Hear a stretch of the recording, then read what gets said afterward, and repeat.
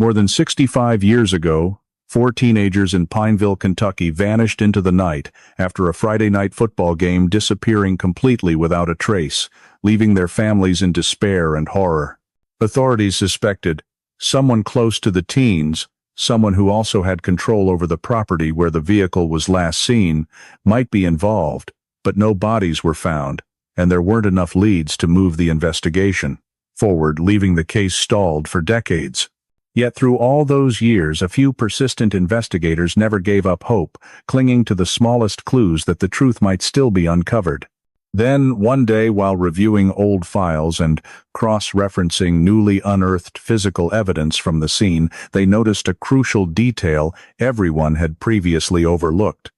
A detail that could potentially change the entire case, and shock the Pineville community in ways no one could have anticipated. Before we dive into this true, dramatic, and suspenseful story, let us know where you're watching from, and if you're interested in forgotten journeys in the search for justice, don't forget to subscribe to the channel so you don't miss the next part. Friday night in Pineville, Kentucky carried the distinctive chill of late autumn, when the stadium lights had just gone out, leaving a soft darkness and the lingering scent of damp grass in the air. The public address system fell silent after the final whistle of the high school football game, and the crowd began to disperse from the stands in the familiar, relieved mood of a small town that had just gone through an evening everyone thought was ordinary. Caleb Rowan walked toward the parking lot with Ethan Doyle, Hannah Pierce, and Lydia Monroe, four familiar faces from Pineville High who had sat together throughout the game, laughing and talking about plays and the random things that only 17-year-olds find important. The high-pressure lights behind them cast long streaks of brightness across the pavement, reflecting off the faded green paint of the Chevrolet Blazer parked at the back row of the lot. Caleb opened the door. The old metal creaked softly as the hinge moved. Ethan tossed his varsity jacket into the back seat. Hannah and Lydia slid in close to the windows, pulling their collars up as the cold air rushed into the cabin. Then the engine started, with its familiar low rumble echoing through the thinning parking lot. The Blazer rolled out of the school grounds and merged onto the road leading back toward central Pineville, with the lights behind them fading into distant specks like a hazy outline of the evening that had just passed. None of them talked much. The radio played a local song at low volume, its steady rhythm blending with the sound of tires on asphalt. As they turned onto Route 119, the town was nearly asleep, with only the gas station at the corner still lit, a small island of light in the thick darkness of the Appalachian hills. Caleb steered the vehicle into the station. The door chime rang softly as the group stepped inside to buy a few sodas and snacks. Wade Henson, standing behind the counter, remembers that moment clearly, the four kids laughing and talking, showing no sign of hurry, no hint of anything unusual. Hannah placed money on the counter.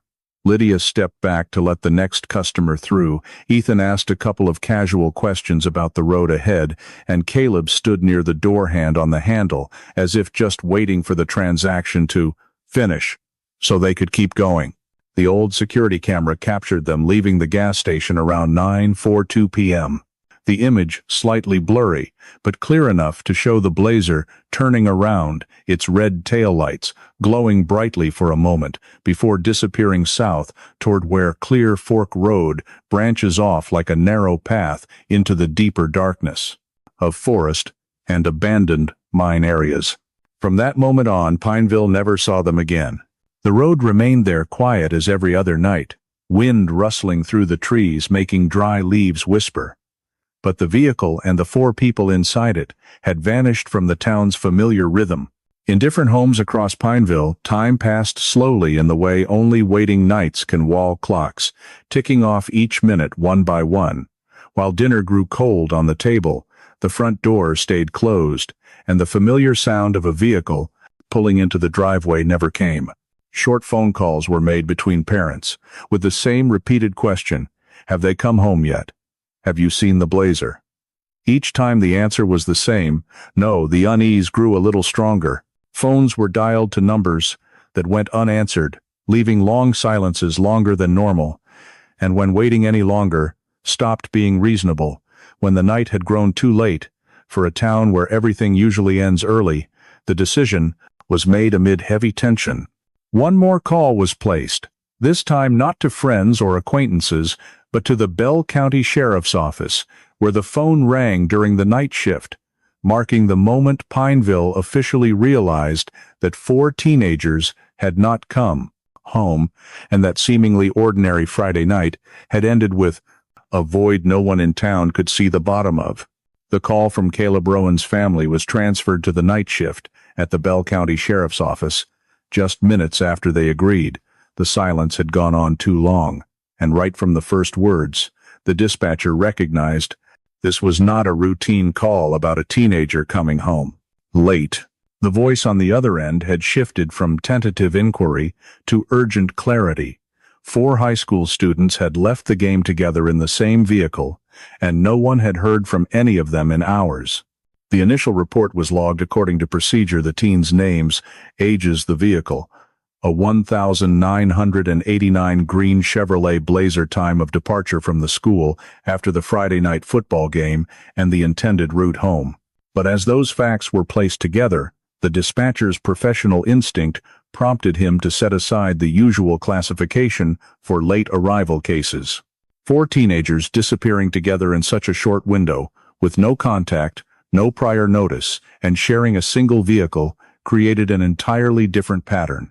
The information was immediately passed to Sheriff Clifford Mason, who was in the office after hours, finishing some leftover paperwork, and within minutes the decision was made. No waiting until morning, or applying rigid time frames. In this context, every passing hour could significantly reduce the chances of determining what had happened. The initial investigation was activated that very night, with instructions to treat the situation as a high-risk emergency rather than a routine. Late case and basic verification steps were launched simultaneously instead of sequentially. As usual, one team was assigned to verify the vehicle, starting with a quick check of registration records to confirm the license plate color and identifying features that could help spot the Blazer if it appeared anywhere in the area or was reported by other units. Meanwhile, another team was tasked with reconstructing the likely route based on family information and school details, identifying points the vehicle might have passed after leaving Pineville High. Route verification went beyond just the shortest path home. It expanded to alternative routes commonly used by students on post-game nights, especially less traveled but familiar roads known to locals. In that list, Clear Fork Road was quickly flagged as a possibility worth attention, not because of any specific evidence they had taken that direction, but because it was close enough to be considered and complex enough to potentially cause an incident without anyone reporting it in time.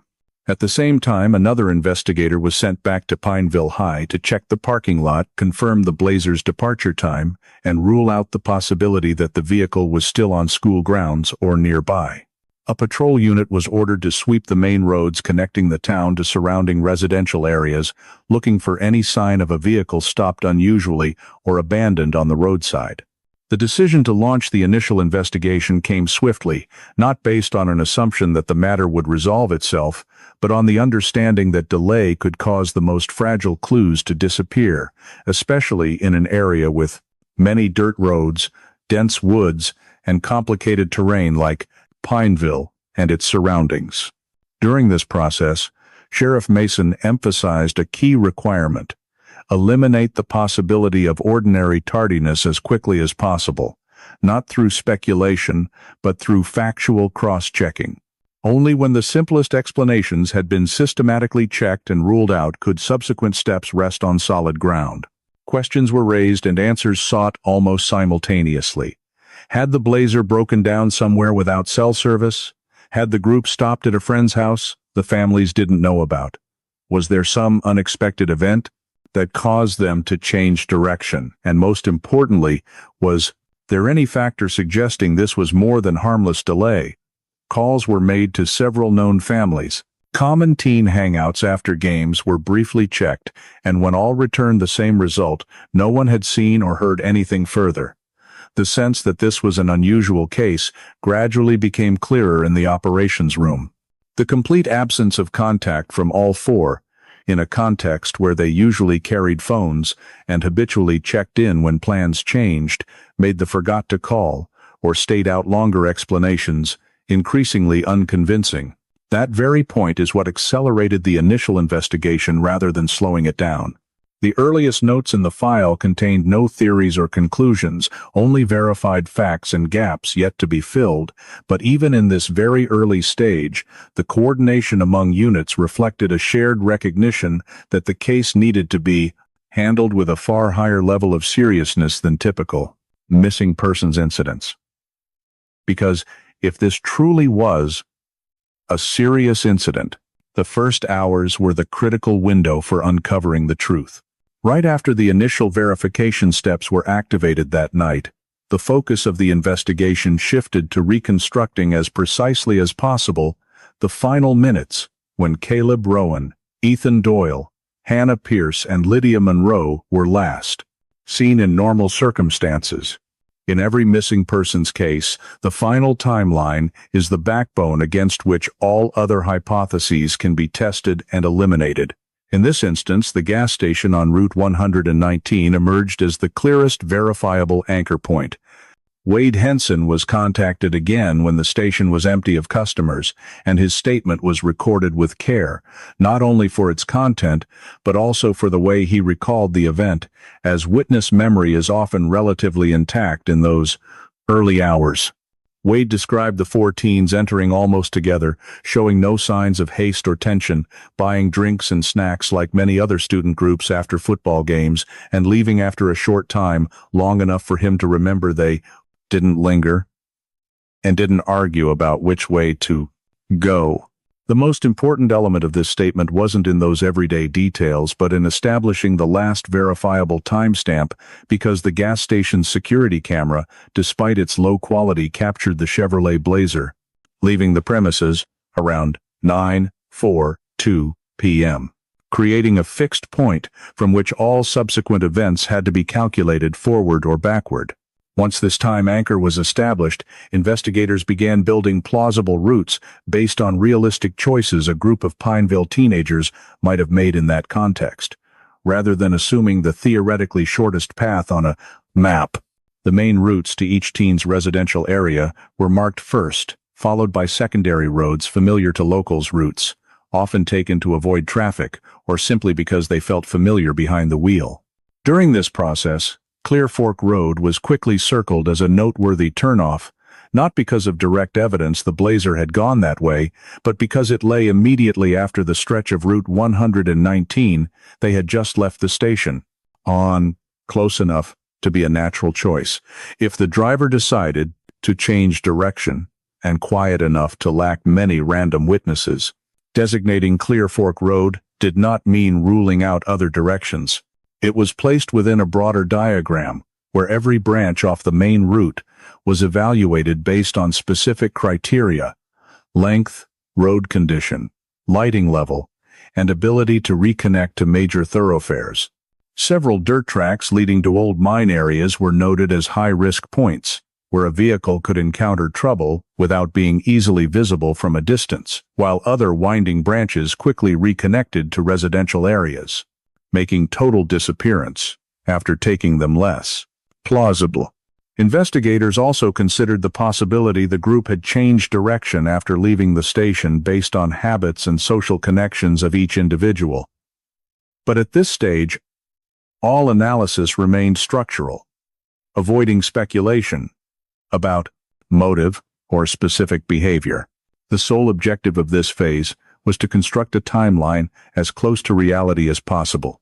Each route was marked not only by length and junctions, but also by information gaps, stretches, where if the Blazer had passed through, it would have had almost no chance of leaving easily identifiable traces under nighttime conditions.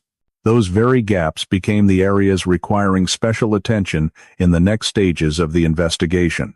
When the evaluation of branches off the main route was complete, an overall picture began to emerge, a clear final anchor point at the gas station and a range of possibilities extending behind it, with Clear Fork Road standing out, not because it was certain, but because it converged on enough factors to explain why a vehicle could enter there and not reappear for a long time. At this stage, the final timeline was not a seamless narrative, but a series of anchors and voids placed side by side, accurately reflecting the reality that after 9:42 p.m., everything rested on controlled inference. And it was precisely the absence of information after that point that made reconstructing those final minutes the single most important foundation for the entire search and effort to determine what had happened. From the last established timeline point at 9:42 p.m. at the Route 119 gas station, the investigation quickly moved into the initial emergency search phase. In the operational logic of local law enforcement, when a group of 4 teenagers leaves together in a single vehicle and there has been no contact for several hours, the possibility that they are still somewhere on the road system around Pineville needs to be checked as soon as possible before darkness, weather, and the town's routine daily activity blur the most fragile traces. Patrol teams were ordered to deploy immediately that night, dividing to scour the main roads leading out of Pineville from the highway segments, connecting the town to neighboring residential areas to the larger roads running along the valley places, where if a serious accident or breakdown had occurred, there would at least be sufficiently clear signs for other drivers to notice. The patrols were not conducted as high-speed sweeps to cover wide areas. Instead, they were directed to move slowly, paying close attention to the shoulders, blind curves, and sections of road with sudden changes in surface. Experience had shown that a vehicle experiencing mechanical trouble or a minor collision at night is often left in precisely such locations before being discovered in daylight. Headlights swept across each stretch of road, reflecting off signs, guardrails, and tree trunks, but no Chevrolet Blazer appeared. No anomalous gleam of metal lay off the pavement, and no signs indicated that a large vehicle had recently departed the main roadway.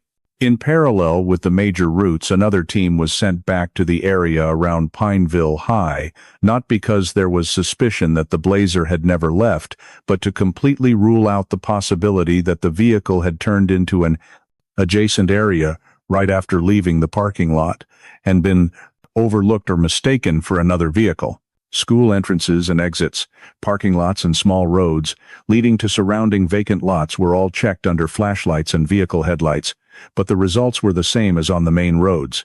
No vehicle matching the description, no fresh tire tracks, no debris or signs of collision. Once the possibility that the Blazer was still near the school had been eliminated, attention shifted to the popular hangouts that Pineville students typically visit after football games, since in many previous cases, prolonged delays were simply the result of a spontaneous decision to stop and chat, or grab something to eat, without informing anyone at home. This list included other convenience stores in town, a few vacant lots where teenagers often gathered briefly, and quiet stretches of road near residential areas. But each location checked yielded no valuable information. No one remembered seeing the Blazer, and no one reported spotting the 4 teenagers after the established time point. When the teams returned to report their results in the early morning hours, the overall picture emerged as disturbingly consistent in its negative results. Something rare in typical missing persons cases in a small town like Pineville, where news and personal observations usually spread quickly through word of mouth. The failure to find the vehicle or any trace on main roads around the school or at familiar hangouts forced the investigative team to reassess the degree of anomaly in the case, not through emotion or speculation, but by comparing it to previous cases handled in the same area. In the majority of those prior cases, even when the outcome remained unclear, patrol teams had usually found at least one initial lead. Whether a vehicle stopped on the shoulder, a vague statement from a passerby, or a small physical sign, sufficient to guide the next phase of search. Here, the near-total absence of any sign after 9:42 p.m. created an inexplicable gap, especially considering that the Blazer was a large vehicle, not easily concealed completely on the open terrain of major roads. Investigators began discussing the significance of this void among themselves. Although no official hypothesis had yet been adopted, a shared understanding gradually formed. This was not simply a case of running late or an unreported change of plans. The fact that 4 teenagers vanished together in a single vehicle, leaving no trace on frequently used roads, raised the possibility that the vehicle had entered a less trafficked area where signs could easily be obscured by terrain, poor lighting, and the absence of random witnesses.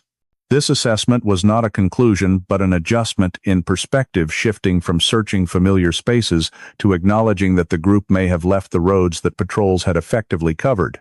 In the internal reports prepared at the end of the shift, the phrase, "no vehicle or trace found," was repeated with striking frequency, not as a failure, but as an important fact in itself. The very absence of clues in places where they should have appeared highlighted the unusual nature of the disappearance. As dawn broke, the patrol teams were pulled back to consolidate information.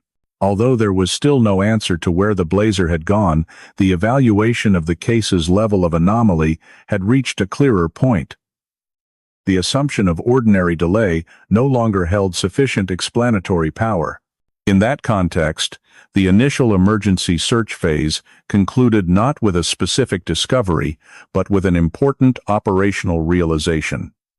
The prolonged silence of the 4 teenagers and their vehicle did not fit any familiar scenario, and the next steps of the search would need to be expanded in both scope and approach if they were to clarify what had happened on the Friday night that Pineville still could not shake off its feeling of emptiness and unease.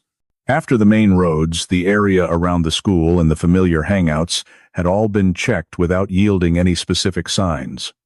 The focus of the search was forced to shift, following the natural logic of operational procedure toward less controlled areas. Within that broader picture, Clear Fork Road gradually emerged as a convergence point for multiple risk factors capable of explaining the traceless disappearance of a vehicle and the 4 people inside it.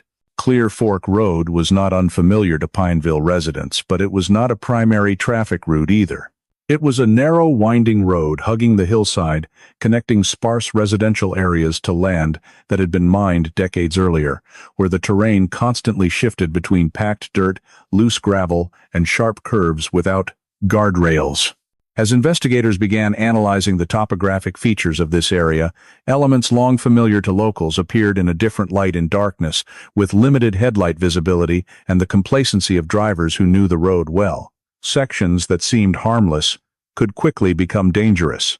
Topographic records showed that Clear Fork Road ran close to numerous small streams, with some segments built up on weak soil foundations and numerous sudden drops where even a minor steering error or small incident could send a vehicle off the road, without leaving obvious traces visible from a distance. Cross-referencing with prior accident reports further reinforced this assessment, although Clear Fork Road was not officially classified as a black spot. In statistics, scattered reports over the years documented instances of skidding, minor rollovers, or vehicles plunging down embankments in rain or fog, most without serious injuries, but enough to demonstrate that the road held risks easily overlooked by those unfamiliar with it or overly confident. When these data points were placed side by side, Clear Fork Road was no longer merely one of many possibilities. It became an area requiring thorough priority evaluation, as it simultaneously satisfied 2 critical conditions close enough to the last known time point to be a plausible choice for the driver, and sufficiently complex in terrain to allow an incident to occur without being quickly detected. Investigators began pinpointing specific hazard locations along the route, not through vague guesswork, but by dividing Clear Fork Road into segments, marking blind curves, narrow shoulders next to steep drops, small bridges over streams, without sturdy guardrails, and areas near old mine sites, where the ground might be unstable. Each marked point came with an assessment of its accident potential and the difficulty of detecting a vehicle that had left the roadway there, because in dense forest, a vehicle sliding just a few meters off the road could be completely hidden by trees and terrain. Based on this analysis, the allocation of search resources was reprioritized, shifting from wide dispersal across many areas to greater concentration on Clear Fork Road and its related branches, with the goal of thoroughly inspecting each high-risk segment rather than continuing to sweep lower probability roads. Search teams were assigned to walk along the narrow sections, observing from multiple angles, looking for the smallest signs, broken branches, disturbed soil, faint tire marks leading off the pavement.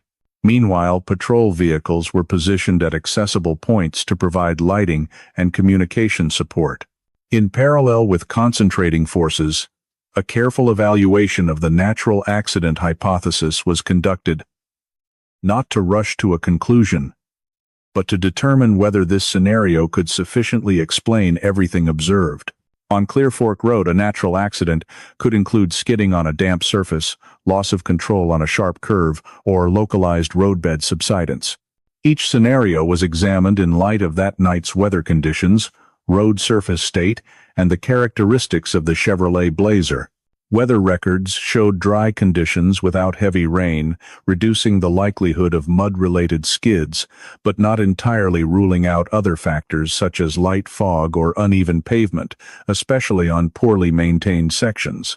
Investigators also considered that the Blazer was a high ground clearance vehicle, with better handling on rough roads than a standard passenger car, simultaneously lowering the chance of a minor incident and making the hypothesis of a severe enough event to cause complete disappearance harder to assess.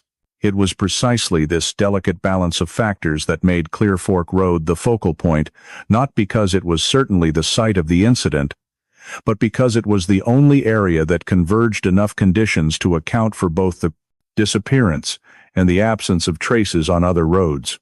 Throughout the focus on Clear Fork Road, investigators maintained a cautious approach, avoiding the premature labeling of vague signs as evidence, since experience showed that locking onto a hypothesis too early could cause other possibilities to be overlooked.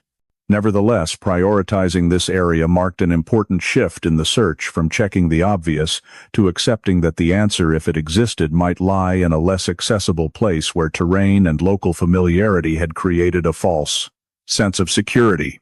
In that context, Clear Fork Road was no longer just a line on a map. It became a symbol of the boundary between what is easily seen and what may have been hidden from the beginning. Placing the search focus there signaled a phase in which the investigation began delving deeper into more complex possibilities, even though at this point the only thing that could be stated with certainty was that this road, with its distinctive terrain and scattered accident history, had become the highest priority target in the effort to find answers about the disappearance of the 4 teenagers on that fateful Friday night. Once Clear Fork Road was designated as the focus, the search rapidly escalated to a larger scale, moving beyond initial patrols and transforming into an organized campaign. At this stage, the prevailing understanding among law enforcement was that, if the Chevrolet Blazer had indeed left the roadway in this area, any remaining traces would be extremely fragile and could disappear quickly if not accessed promptly. K-9 units were mobilized from neighboring jurisdictions in the hope that residual scent could guide them from the road surface down into hidden areas, difficult for the human eye to spot amid rugged, forested, steep terrain. Helicopters were requested to conduct aerial sweeps, searching for color or shape anomalies within the dense tree canopy. From the air, Clear Fork Road appeared as a narrow, twisting ribbon through the forest, filled with countless gullies and dark patches that even daylight struggled to penetrate. This very complexity made searching from both ground and air necessary to avoid missing critical locations. Ground teams moved in small groups, hugging the shoulders and following sections with steep drops, while K-9 units were led through areas where a vehicle leaving the road could have slid down and become completely concealed by trees, leaf litter, and uneven terrain. During this sweep, one discovery quickly drew the attention of the entire operation: an old wooden guardrail at a curve that had broken with rotted timbers, splintered and leaning toward the drop-off, creating an image that immediately suggested to anyone who saw it the possibility that a vehicle had plunged off the road at that spot. The find was instantly reported to command, and within a short time the area around the broken guardrail was classified as a high-priority point of interest, becoming the central focus of search efforts for the following hours. A temporary crime scene was established, with caution tape surrounding the area. Search teams were specifically assigned to approach the downslope from multiple directions, and the helicopter was directed to fly lower for closer observation. From an operational perspective, this response was entirely understandable in a context lacking clear leads. Any unusual physical sign tends to be treated as an anchor point for concentrating resources. The broken guardrail, located precisely on the prioritized route, met all the conditions to become a reasonable working assumption.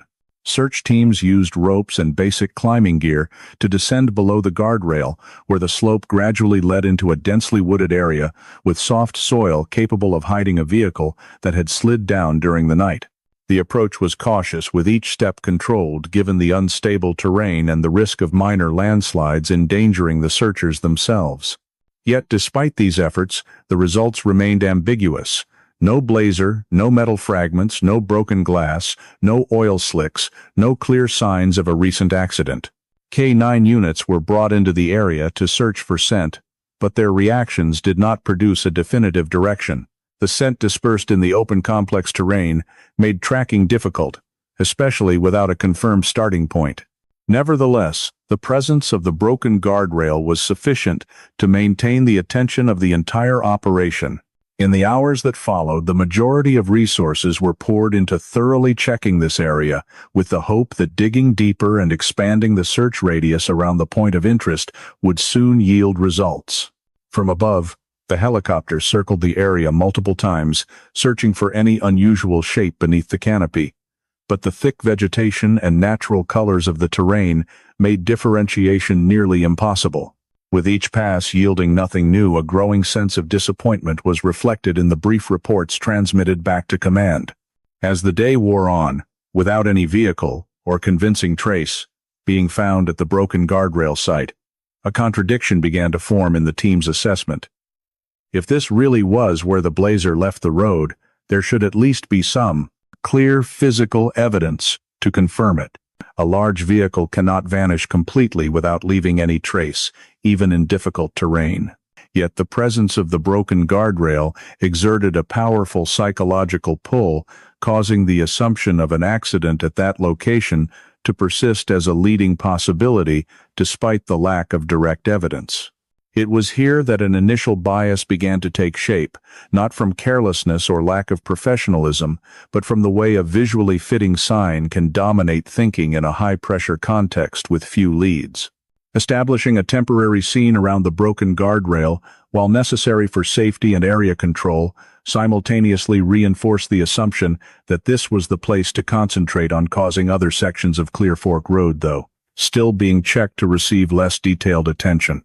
Internal reports during this phase reflected a cautious belief that, if an answer existed, it would be found somewhere down that slope. That belief, though unproven, was sufficient to guide resource allocation during the early days of the campaign. When search teams returned one after another from the broken guardrail area, with the same conclusion, no vehicle, no convincing traces, the confusion began to spread. The initial assumption was neither confirmed nor fully disproven. There was no blazer, no sign of the four teenagers, only a section of rotted wooden guardrail that had broken over time and terrain, but in the pressure to establish a clear direction, the distinction between a coincidental sign and a genuine lead became blurred. The formation of this initial bias was not a single moment but a gradual process. The lack of evidence elsewhere kept the broken guardrail viewed as a potential anchor, even though it failed to provide the answer everyone hoped for. By the end of the first wide-scale search phase, the picture was full of contradictions. A campaign deployed with all available local resources, K9 units and helicopters, utilized a temporary scene established at the clearest point of interest. Yet, the result was still zero. No vehicle, no traces, no evidence strong enough to confirm any hypothesis. This very failure, more than any other factor, left the deepest mark on the early case file. It demonstrated that although the search effort was genuine, the way attention was drawn to a visually striking but insufficiently verified sign inadvertently created a perceptual bias, causing the search, at least during this phase, to revolve around an unproven assumption and leaving gaps that would take a very long time to be thoroughly re-examined. After many days of wide-ranging searches that yielded no specific results, the campaign, once launched with urgent intensity, began to slow down inevitably. Not due to lack of effort, but because of the stark reality that no key physical evidence was strong enough to serve as a foundation for determining what had actually happened. The reports compiled on Sheriff Clifford Mason's desk all pointed to the same recurring conclusion in various forms. No vehicle found, no metal fragments, no broken glass, no oil slicks, no clear tire marks, and not a single personal item belonging to the 4 teenagers discovered within the search area, which had been expanded to the maximum extent possible with local resources. The absence of key physical evidence not only left the investigation without any solid anchor, but also undermined every hypothesis under consideration. In investigative logic, whether an accident or a criminal act, an event serious enough to cause 4 people to vanish together would typically leave at least some verifiable physical trace. This reality placed the investigative team in a state of limbo. They could neither confirm it as a natural accident on a dangerous road, nor establish grounds to declare that a criminal act had occurred. Successive internal meetings revolved around the same central question. If it was an accident, then where did it happen, and why were there no traces? If it was criminal, what motive and method could explain such a complete disappearance in an AMAS area that was by no means completely remote? In that context, the case file gradually grew thicker, not from new evidence, but from notes, maps, and summary reports of all the areas that had been checked, creating a heavy sense that the more they searched, the longer the list of things not found became. One clear consequence of the lack of physical evidence was that witness statements without direct corroboration from the scene began to lose their priority in the evaluation process. This was most evident in the handling of Leonard Fike's statement. Although he had reported hearing screams and the sound of an engine revving loudly before abruptly cutting off on the night of the disappearance, the absence of any traces in the area he described caused his statement to be classified as unverifiable information kept in the file but not used as a basis for refocusing the search. This was not an unusual decision in the professional context of the time, since prioritizing witness statements usually depended on the ability to cross-reference them with physical evidence or a specific scene. When those elements were absent, isolated statements were easily regarded as mistakes, exaggerations, or influenced by inaccurate memory under nighttime conditions. However, this very approach gradually narrowed the scope of the investigation's thinking, increasingly pushing aside possibilities that did not fit the accident hypothesis, even though they were never definitively ruled out. As days turned into weeks with no new information, the decision to halt active searching began to be placed on the table, not as surrender, but as a strategic adjustment in light of real limits on resources and data. Search teams had combed dozens of miles of roads, climbed down numerous dangerous slopes, inspected creek beds, low-lying fields, and areas around old mines, and each time they returned with the same empty conclusion. This not only caused physical exhaustion, but also created significant psychological pressure on those directly involved. Sheriff Mason, who had to balance the responsibility to keep searching with the obligation to manage the district's overall resources, faced the harsh reality that maintaining a full-scale search effort for an extended period without new leads could weaken the force's ability to respond to other situations. The decision to stop active searching was therefore made after careful consideration, with emphasis that this was not abandonment of the case but a shift to a different status. Any new information that emerged would be re-evaluated, but continuous on-site search operations would cease. The moment the file was reclassified occurred quietly without grand statements or formal ceremonies, just a change in categorization and storage. Symbolically, however, it marked the official labeling of the case as Cold Case Haitian 56, signaling the transition from an ongoing crisis to an unsolved mystery. In the final notes before the file was frozen, cautious language was used to describe the case status, avoiding unprovable conclusions while not concealing the clear impasse. Insufficient evidence to determine the cause impossible to classify as accident or criminal, and no specific investigative direction that could be pursued at that time. Reclassifying the file as a cold case meant it no longer held top priority for investigators, but it also meant that all information, maps, statements, and reports were carefully sealed and archived, awaiting any new element strong enough to break the deadlock. For those directly involved in the investigation, the decision brought a mixed feeling of relief and lingering unease. It relieved the pressure of a fruitless campaign, yet left an professionally unacceptable void, where a major disappearance case ended without answers. From that point onward, Cold Case Haitian 56 existed as a thick file in the Bell County Archive, representing a full sequence of efforts conducted to the standards of the time, yet still insufficient to penetrate the silence enveloping the case. The lack of key physical evidence, the inability to determine the nature of the event, the non-utilization of unverifiable statements, and ultimately the suspension of active searching created a temporary conclusion for the initial phase of the case, where every investigative path seemed to lead to the same empty dead end.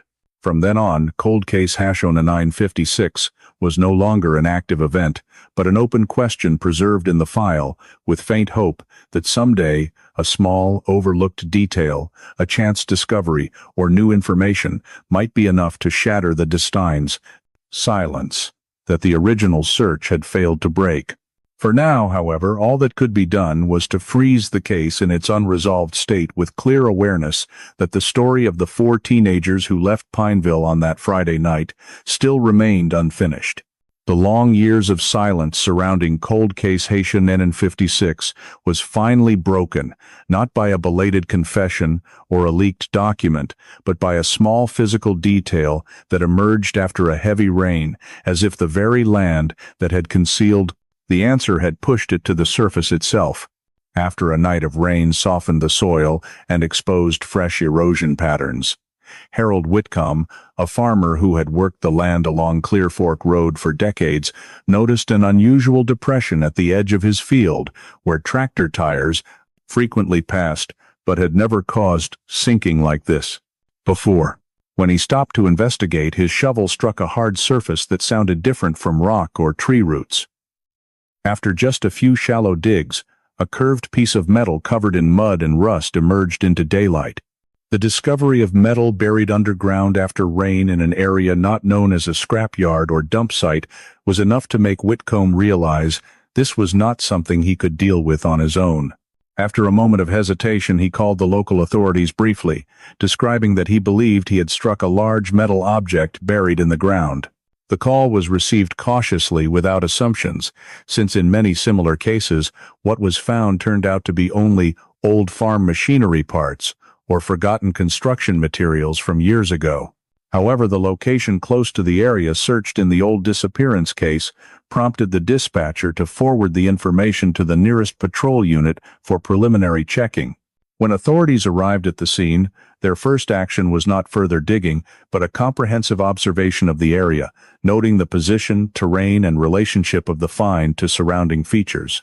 In a case potentially connected to an old file, preserving the scene's original condition was as important as identifying the object itself. Preliminary inspection showed the metal piece had thickness and shape inconsistent with common agricultural scrap, with a uniformly curved surface, old paint worn away, exposing the underlying metal, and widespread rust, indicating it had been buried for a very long time. These initial observations were sufficient for on-site officers to temporarily cordon off the area, place marker stakes, and instruct Whitcomb not to work there further until given further directions, since while nothing could be concluded, yet the possibility that this was part of a vehicle, or large structure buried underground, could not be ruled out. The preliminary report was sent to the county sheriff's office, accompanied by scene photos and precise coordinates. It was at this moment that the connection to case file H&N56 began to take shape, not as a conclusion, but as a professional question. Could this discovery be related to a long-dormant missing persons file that had stalled due to lack of vehicle or physical evidence? Veteran officers quickly recognized the striking coincidence between the discovery location and the core search area from the Bay original investigation. When old maps were pulled out for comparison, the distance between the find spot and previously searched zones was not great enough to dismiss as pure coincidence. The link to case file H&N56 was therefore not an emotional leap, but a professional reflex in response to a physical detail appearing precisely where suspicion had once existed but could never be proven in the past. A team of investigators was dispatched to the scene to reevaluate the find in the historical context of the case, bringing copies of the old file, previous scene photos, and notes on the Clear Fork Road terrain. The objective was not immediate excavation, but to determine whether this discovery provided sufficient grounds to reactivate a long-frozen file. The preliminary examination was conducted methodically, from estimating the exposed metal object's size, assessing burial depth, to evaluating surrounding signs, indicating whether it might be part of a larger object buried deeper in the time, sediment, or merely a random fragment. Fresh erosion patterns caused by the rain showed the object had not been recently buried, but had rested there long enough for surrounding soil to stabilize, only emerging partially when natural conditions changed. As initial assessments were compiled, a concerning picture gradually emerged. The possibility that this was an object related to a vehicle, especially one intentionally or naturally buried, was no longer far-fetched. In the rapid internal discussions that followed, the question was no longer whether this discovery related to cold case H&N56, but whether there was sufficient basis to officially reopen the file and mobilize necessary resources for a more comprehensive investigation. This decision was not made lightly, as reopening a cold case carries legal, organizational, and community expectation consequences. At the same time, ignoring a potentially significant physical find in an unsolved disappearance would go against professional duty. After weighing the factors from location object characteristics to geographic connection with past search areas, agency leadership reached consensus that this buried metal discovery was serious enough to reactivate cold case H&N56. Not with the assumption that an answer had been found, but with the recognition that this might be the first physical lead in many years of silence. The decision to reopen the file was officially recorded, marking the case's transition from archived status to active investigation. Although at this point no one dared claim what the object underground actually was, its mere existence, there was enough to completely change how the case was viewed. Cold case H&N56, once frozen due to lack of evidence and direction, was now pulled back into the light, not by memory or speculation, but by an old piece of metal rising from the earth after rain, as a reminder that what has been buried the longest sometimes patiently waits for the moment to speak for itself. At this stage, all that could be stated with certainty was that the investigation had officially been reactivated, with a new crime scene awaiting clarification and an old file no longer permitted to remain dormant. The decision to reactivate cold case H&N56 immediately led to securing the scene at the plot of land where the metal fragment had emerged after the rain. At this point, every action had to be carried out under the assumption that any detail could hold evidentiary value. The area surrounding the discovery point was temporarily fenced off, posted with restricted access signs, and guarded to prevent unnecessary disturbance, while investigators measured, photographed, recorded coordinates, and detailed the terrain, from slope, gradient, and surface soil to erosion signs, showing how the buried object had been covered over time. The cordon was intended not only to protect the suspected object but also to preserve its relationship to the surrounding environment, since in cases involving buried vehicles, the posture and position often carry significance equal to the vehicle itself. Once preparations were complete, excavation proceeded cautiously. Soil was removed, layer by layer, using hand tools and small implements, before any machinery was employed, to avoid distorting or destroying potentially important metal. At A sections. Gradually, the familiar curve of a vehicle body emerged beneath the heavy mud, its surface covered in thick rust and accumulated grime from many years. At a glance, experienced personnel recognized this was not a random piece of farm equipment, but an entire vehicle buried deep. The excavation continued for many hours at a slow but steady pace until the overall shape of the vehicle was exposed sufficiently to identify key characteristics: size, body style, chassis structure, all consistent with a late 1982 Chevrolet Blazer. When the soil around the rear of the vehicle was finally cleared, investigators proceeded to match vehicle identifiers by checking surviving details: license plate mounting position, taillight shape, distinctive body lines, and faint remnants of stickers still clinging to less corroded areas. Each detail was cross-referenced with the vehicle registration records preserved in case file #ONN56. The match did not occur at a single point, but across a consistent series of characteristics sufficient to confirm that the buried vehicle before them was indeed the Chevrolet Blazer that had left Pineville on that Friday night, many years earlier, and never returned. Once identification was established, attention shifted to assessing the vehicle's posture and burial position. Key factors in determining whether the vehicle ended its journey due to a random accident or a sequence of deliberate actions. The Blazer rested at a slight angle front end, buried deep in thick mud body, largely intact without signs of severe crushing or deformation typical of high-speed crashes. Its location was in a low-lying area where rainwater and mud could accumulate and gradually cover everything over time. Notably absent were signs of a long skid trench or major ground-tearing tracks leading from the nearest road to the burial site, a detail that caused many investigators to pause and examine more carefully.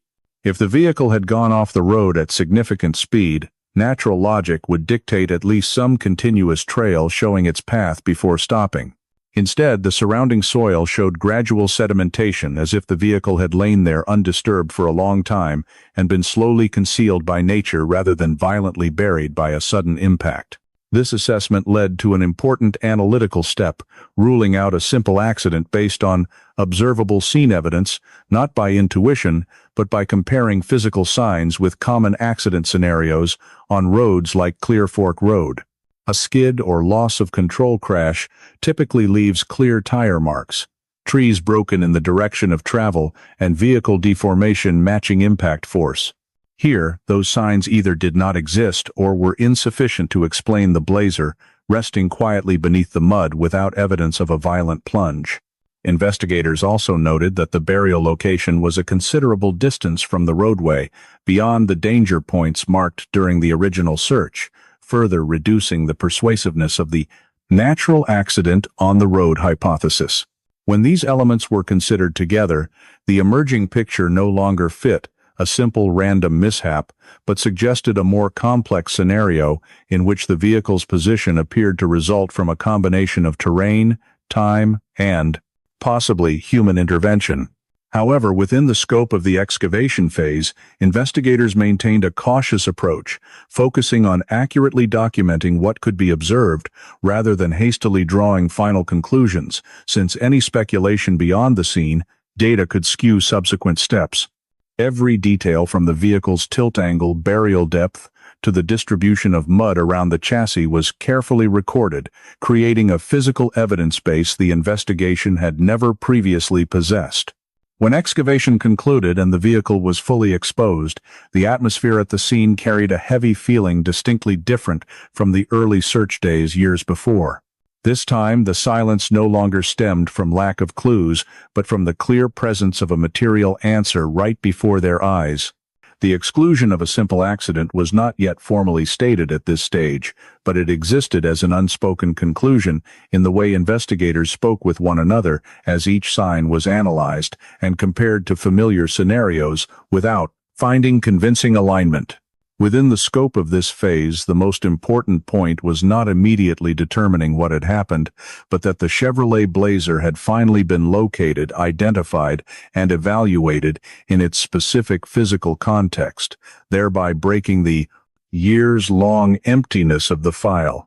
The vehicle excavation process, from scene securing to burial posture assessment, provided the investigation with an entirely new foundation, where questions that once existed only on paper could now be confronted with concrete reality. Although no official conclusion was announced at this stage, the elimination of the simple accident scenario had become an increasingly clear possibility, marking a significant milestone in re-understanding the entire disappearance. In light of what had just been brought up from the earth, right after the Chevrolet Blazer was fully excavated and the initial assessments of the burial position revealed numerous inconsistencies.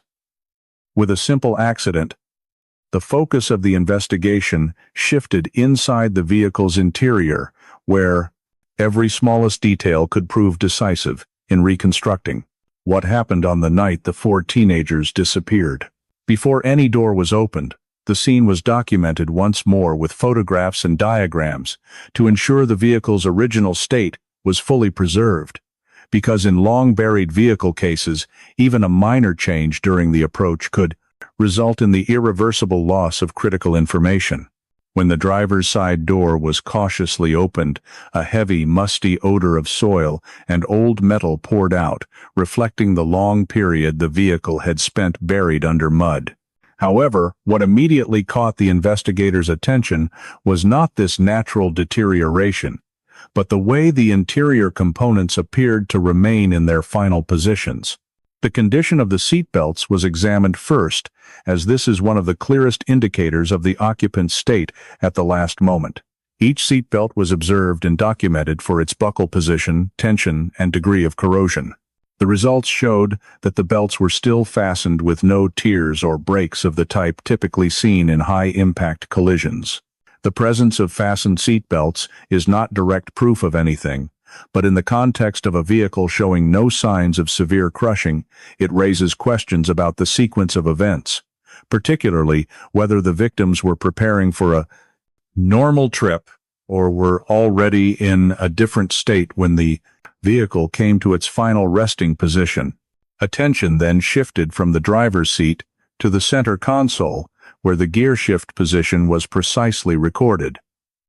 This is a detail often overlooked, but of great value in determining the vehicle's operating state. The gear shift was not in drive or reverse, but in an intermediate, neutral position, a detail that was photographed, measured, and carefully noted. In many accident scenarios, especially those involving loss of control or sudden collision, the gear shift typically remains in the position of the previous movement, unless there was intentional intervention or a different sequence of actions before the vehicle came to a complete stop.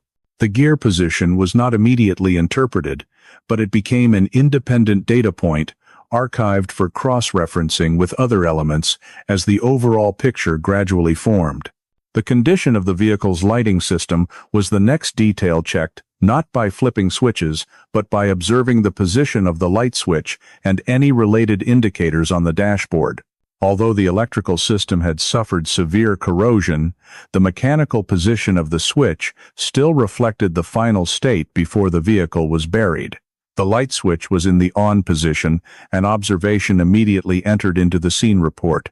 In a scenario where a vehicle was deliberately abandoned or stopped in darkness, leaving the lights on could carry very different implications than lights being off in a sudden accident.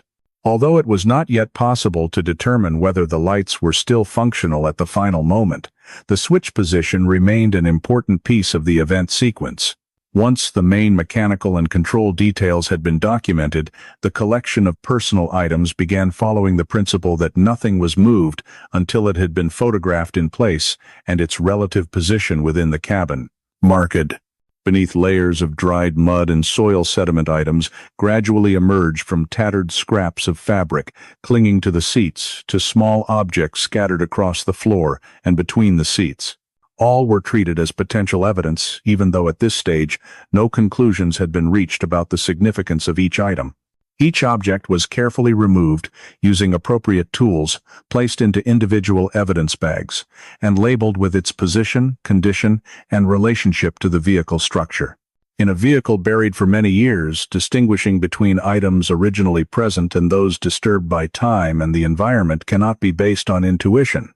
The presence of personal items, though heavily damaged, added another dimension to the investigation, confirming that the cabin was not merely an inanimate metal structure, but the final space occupied by 4 human beings, and the way those items remained could reflect the last moments in ways larger traces could not reveal. Evidence preservation proceeded in parallel with collection, as everything removed from the vehicle had to be protected from further exposure to air, moisture, and microorganisms, factors that could continue to alter evidence condition if not properly managed. Bags were sealed, labeled, and logged, creating a clear chain of custody from the scene to storage, ensuring the legal value of the evidence remained intact for subsequent analysis. Throughout the interior examination, investigators maintained strict professional discipline, allowing no speculation about cause or perpetrator to influence data recording.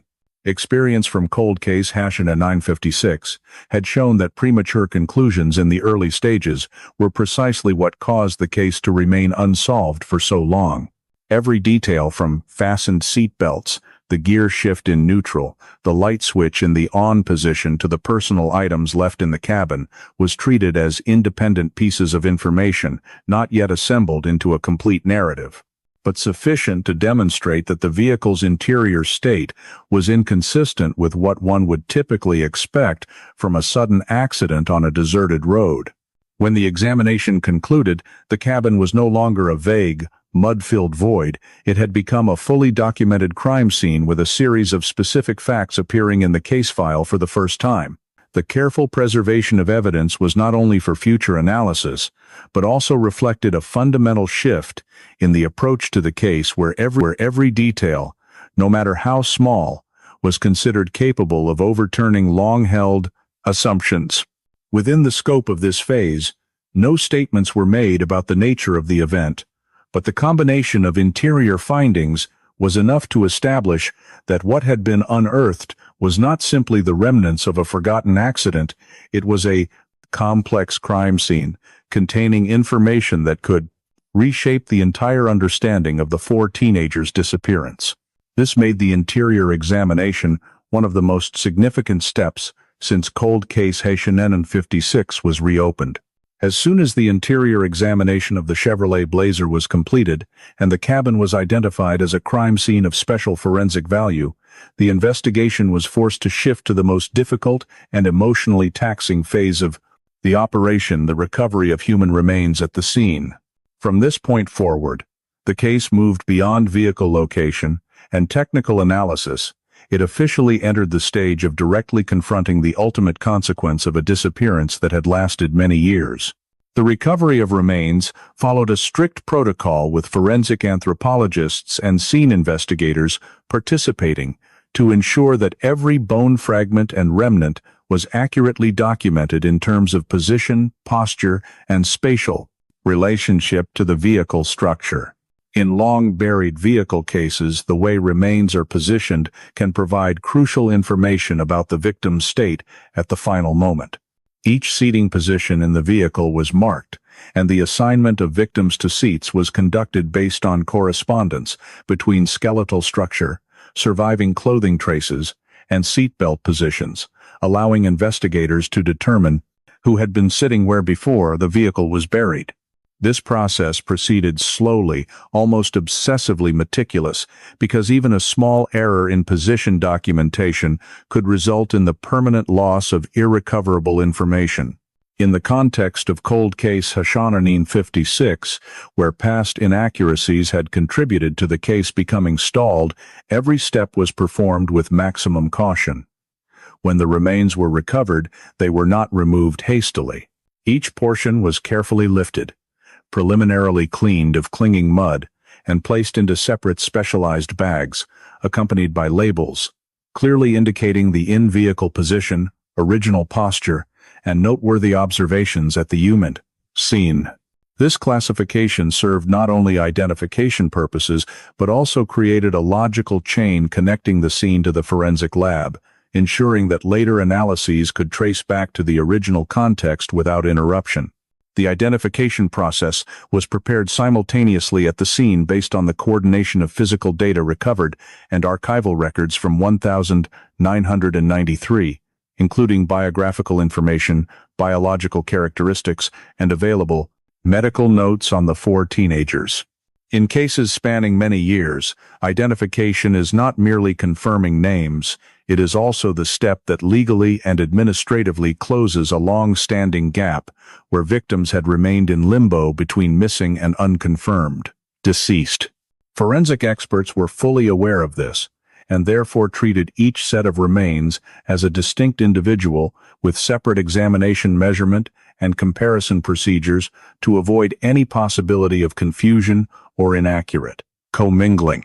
The comparison against 1993 records played a pivotal role in this phase, as the original notations of height, sex, age, and personal characteristics of Caleb Rowan, Ethan Doyle, Hannah Pierce, and Lydia Monroe became the reference framework for identifying the remains, especially given how time and environmental conditions had significantly altered external indicators. Seemingly minor details such as correspondence between long bone measurements and estimated height, or the relationship between pelvic structure and biological sex, were placed side by side to gradually build an identification profile based not on a single factor, but on the convergence of multiple indicators. Once preliminary identification was completed, the remains were prepared for transfer to the forensic facility, where more in-depth analyses would be conducted under tightly controlled conditions.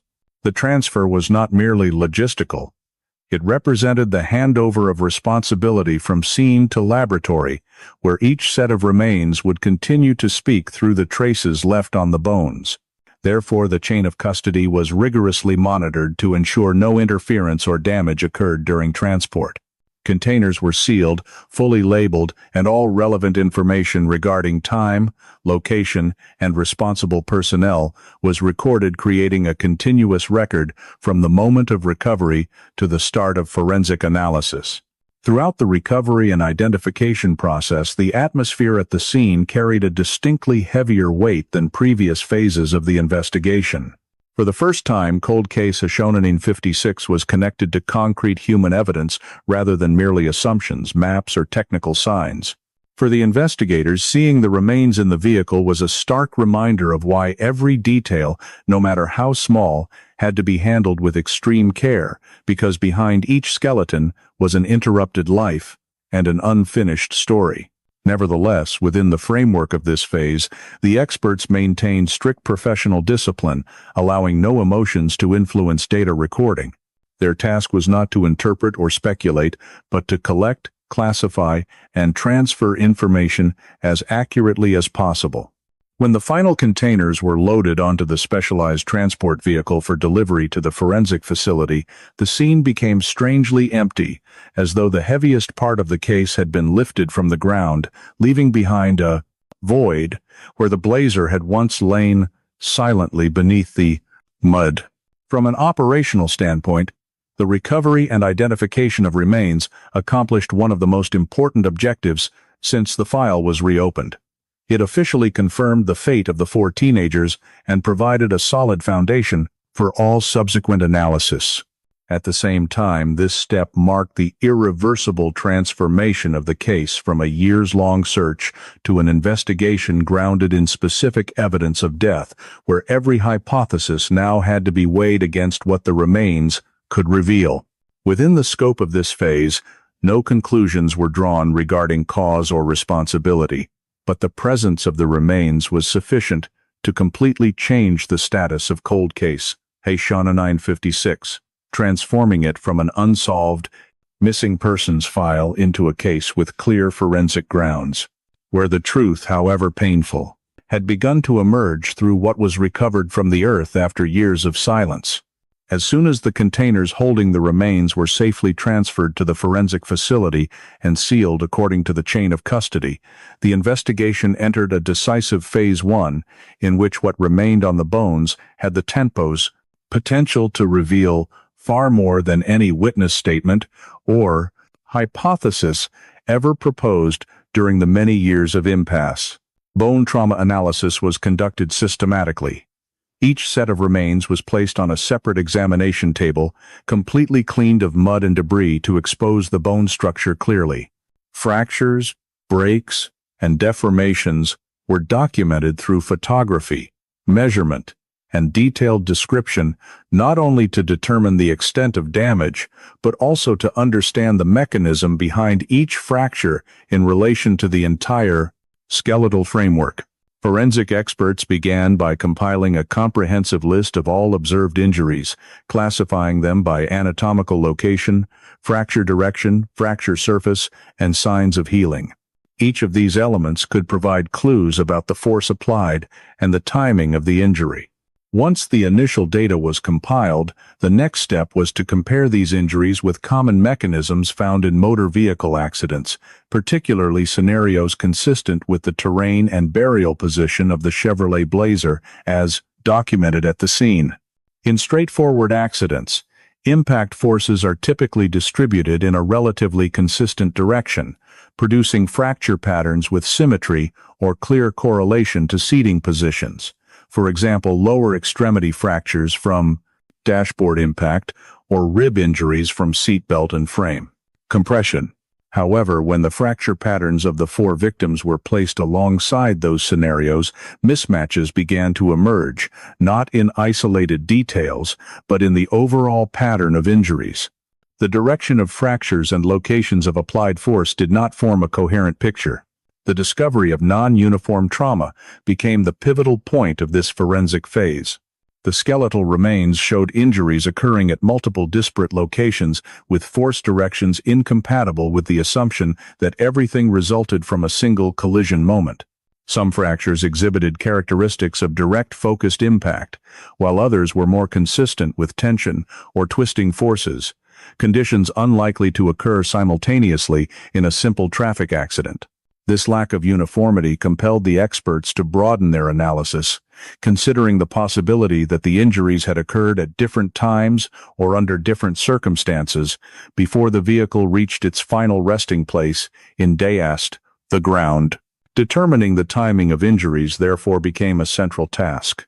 Microscopic examination of bone surfaces was performed meticulously to distinguish between injuries occurring before death, perimortem around the time of death, and postmortem due to environmental effects after burial.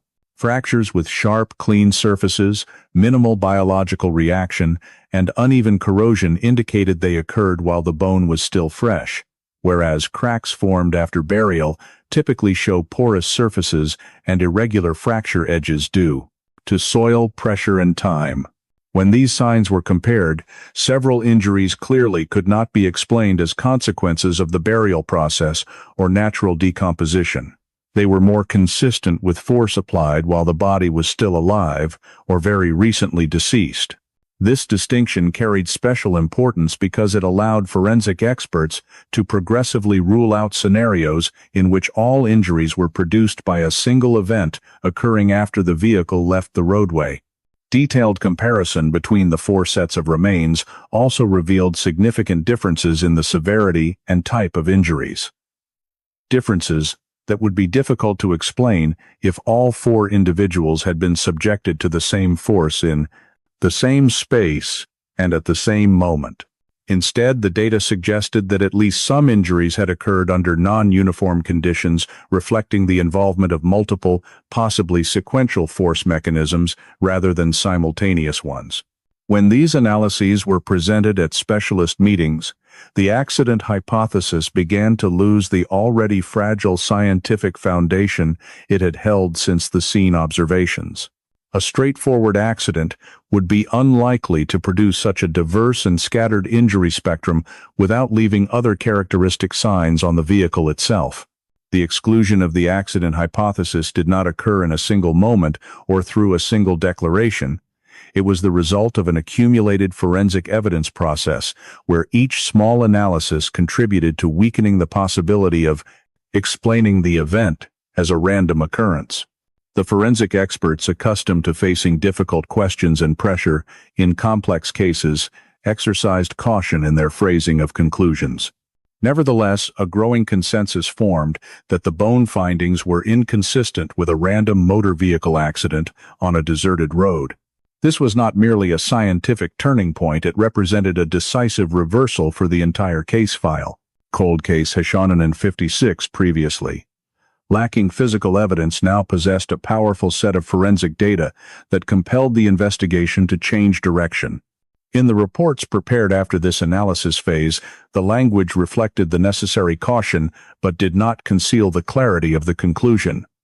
The observed bone injuries showed signs of non-uniform mechanisms and timing that could not be satisfactorily explained by a single accident. Therefore, the simple accident hypothesis must be excluded from the primary possibilities. For the investigators who had been involved with the case from the beginning, this was the moment when all previous assumptions had to be reconsidered, not because of emotion or public pressure, but because scientific evidence pointed to a different path. In this phase, forensics did not merely provide information. It truly reversed the case, transforming a mystery long accepted as an unexplained disappearance into a matter that required serious consideration of human intervention. Within the scope of this phase, no statements were made regarding perpetrators or motives, but the exclusion of the accident hypothesis created a clear dividing line between the past and present of the investigation. Cold case Hashonen 56 was no longer viewed as an accidental tragedy of terrain and weather. It had become a far more complex matter, demanding an entirely different approach, based on what forensic science had just revealed from the bones that had lain silent beneath the earth for so many years.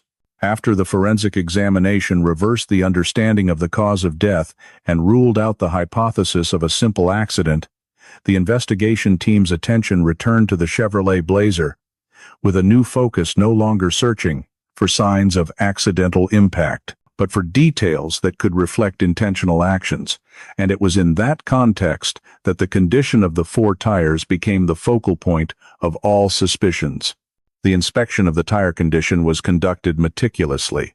Each wheel was removed, cleaned of mud and rust, then placed on a stand for examination to observe the entire rubber surface, from the sidewall to the tread, in order to determine whether the deflation could be the result of natural decomposition soil pressure over years of burial, or an impact that occurred before the vehicle was buried. From the very first observations, the anomalies were evident, as all four tires were completely deflated, but showed no signs of random cracking or uncontrolled tearing as typically seen when rubber ages under prolonged environmental exposure. Instead, they displayed clean, deep, and consistently directed cuts. Analysis of the cuts was performed under magnification and using high-resolution imaging techniques, allowing experts to determine the shape, depth, and angle of each incision. And the results showed that the cuts were not randomly dissimilar but exhibited significant similarity in length and slope, suggesting they were created by the same type of force and possibly the same tool. More importantly, these cuts bore no signs of dragging or friction against rocky terrain, but instead displayed characteristics of a sharp blade directly impacting the rubber while the tire was in a stable state. Something nearly impossible in a typical traffic accident.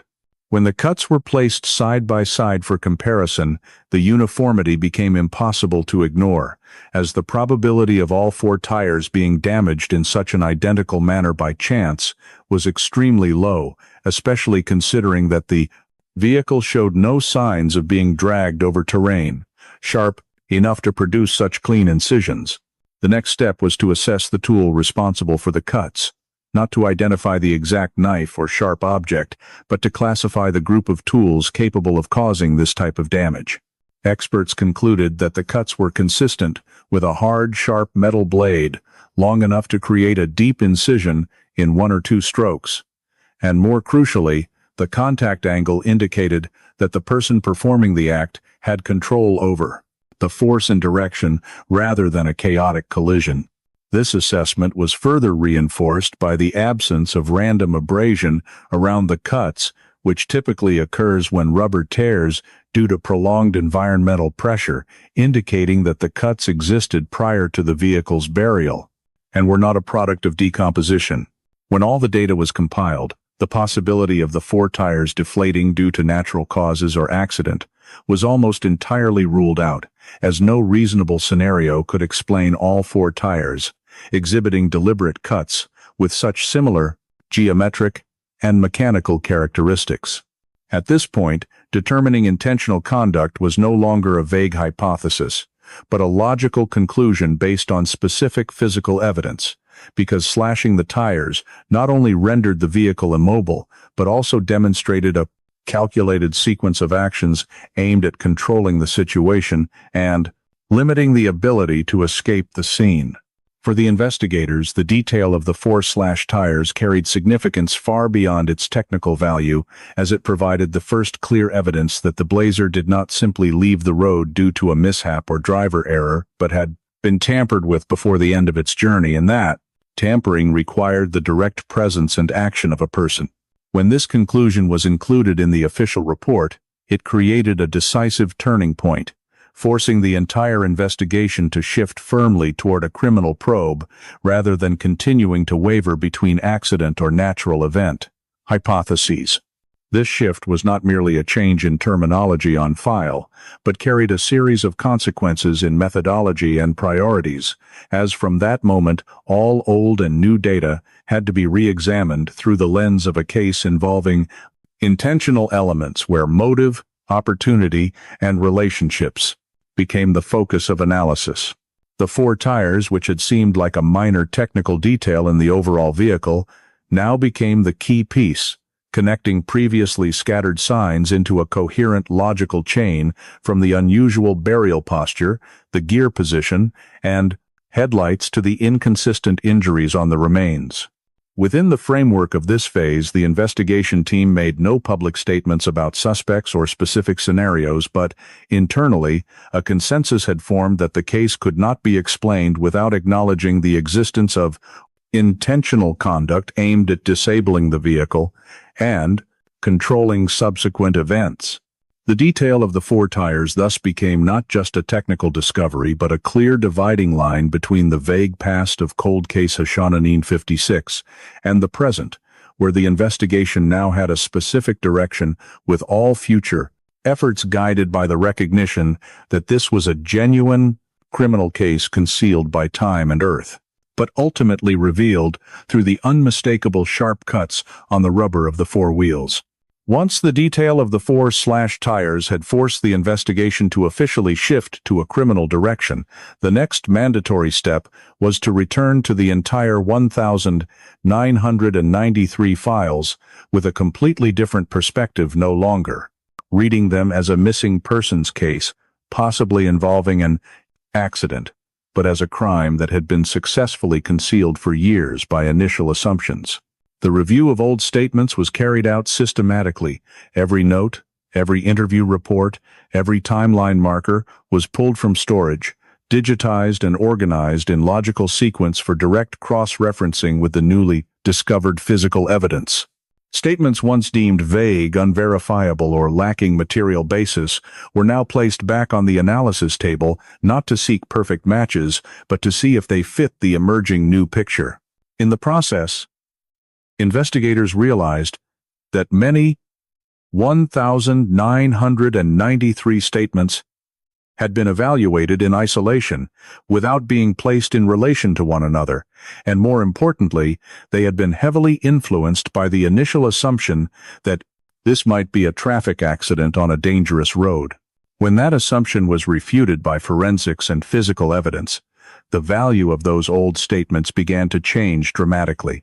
Cross-referencing with new evidence was done not only at the content level but also at the operational logic level, where each detail in the statements was checked to see if it remained anomalous or had become reasonable when placed in the context of a vehicle with slashed tires, deliberately disabled, and intentionally buried. Descriptions of an engine revving loudly, then suddenly cutting off, once dismissed as guesswork or confusion, were now re-evaluated as pieces of information consistent with a scenario of a tampered vehicle losing mobility and stopping against the driver's will. This cross-referencing was not aimed at proving that all old statements were accurate, but at identifying which details had been undervalued because they did not fit the original investigative direction, and which information was truly worthless. In the process, investigators had to candidly confront the initial investigative errors, not as personal blame but as a lesson in how early assumptions can create a chain reaction leading to misallocated resources and misinterpretation of evidence. The overemphasis on the possibility of an accident on Clear Fork Road had pushed many details incompatible with that scenario to the sidelines, filed away but not deeply explored, and as time passed without new physical evidence, that lack of breakthrough contributed to the case being frozen. When the 1,993 files were reread in the light of current findings, investigators saw that many questions once raised and left unanswered had never actually been satisfactorily resolved, but merely shelved due to lack of supporting evidence within the accident framework. Restoring value to overlooked statements thus became a pivotal step, not by accepting them unconditionally, but by placing them in the correct position within a sequence of intentional events. Statements about hearing arguments, sightings of the vehicle in areas not on the expected route or timeline, details inconsistent with a simple accident, were now re-examined with professional caution and respect, as they might reflect moments that no one was ready to acknowledge at the time. The process also revealed that the 1,993 files were not lacking information, but lacking a suitable analytical framework to connect the scattered pieces, and the emergence of new physical evidence provided exactly that framework. Investigators noted that many old reports were written with cautious tone, avoiding strong conclusions, which reflected proper procedure at the time. But upon rereading the gaps in reasoning became clearer, especially where the accident assumption was accepted as a premise rather than a hypothesis, needing proof. Cross-referencing old files with new data not only helped identify systemic errors, but also highlighted decisions that were reasonable given the limitations of 1,993, allowing the current investigation to move forward without repeating the same cycle. Throughout the review, investigators continuously updated the timeline diagram, adding details once deemed irrelevant and removing assumptions no longer supported by current evidence, creating a new version of the story where each statement was placed in a position verifiable by physical data. Importantly, restoring value to overlooked statements did not lead to accepting all old information as obvious truth, but created a list of points needing re-verification using modern criminal investigation methods, from cross-checking locations and times to relationships between individuals mentioned in the files. Within this phase, the 1,993 files were no longer seen as a closed document, but as an incomplete foundation needing to be reread with professional humility and the support of evidence that did not exist at the time. The review, comparison, and re-evaluation not only clarified what had been wrong or insufficient in the initial investigation, but also opened the possibility that some answers had once been very close but were missed because they did not fit the story everyone believed was reasonable at the time. When the cross-referencing of the 1,993 files concluded, the investigation team not only had new evidence in hand, but also possessed a deeper understanding of how the case had slipped away in the past, and that understanding became the foundation to ensure that this time, cold case, Hashanen 5-6, would not be frozen again simply due to unverified assumptions.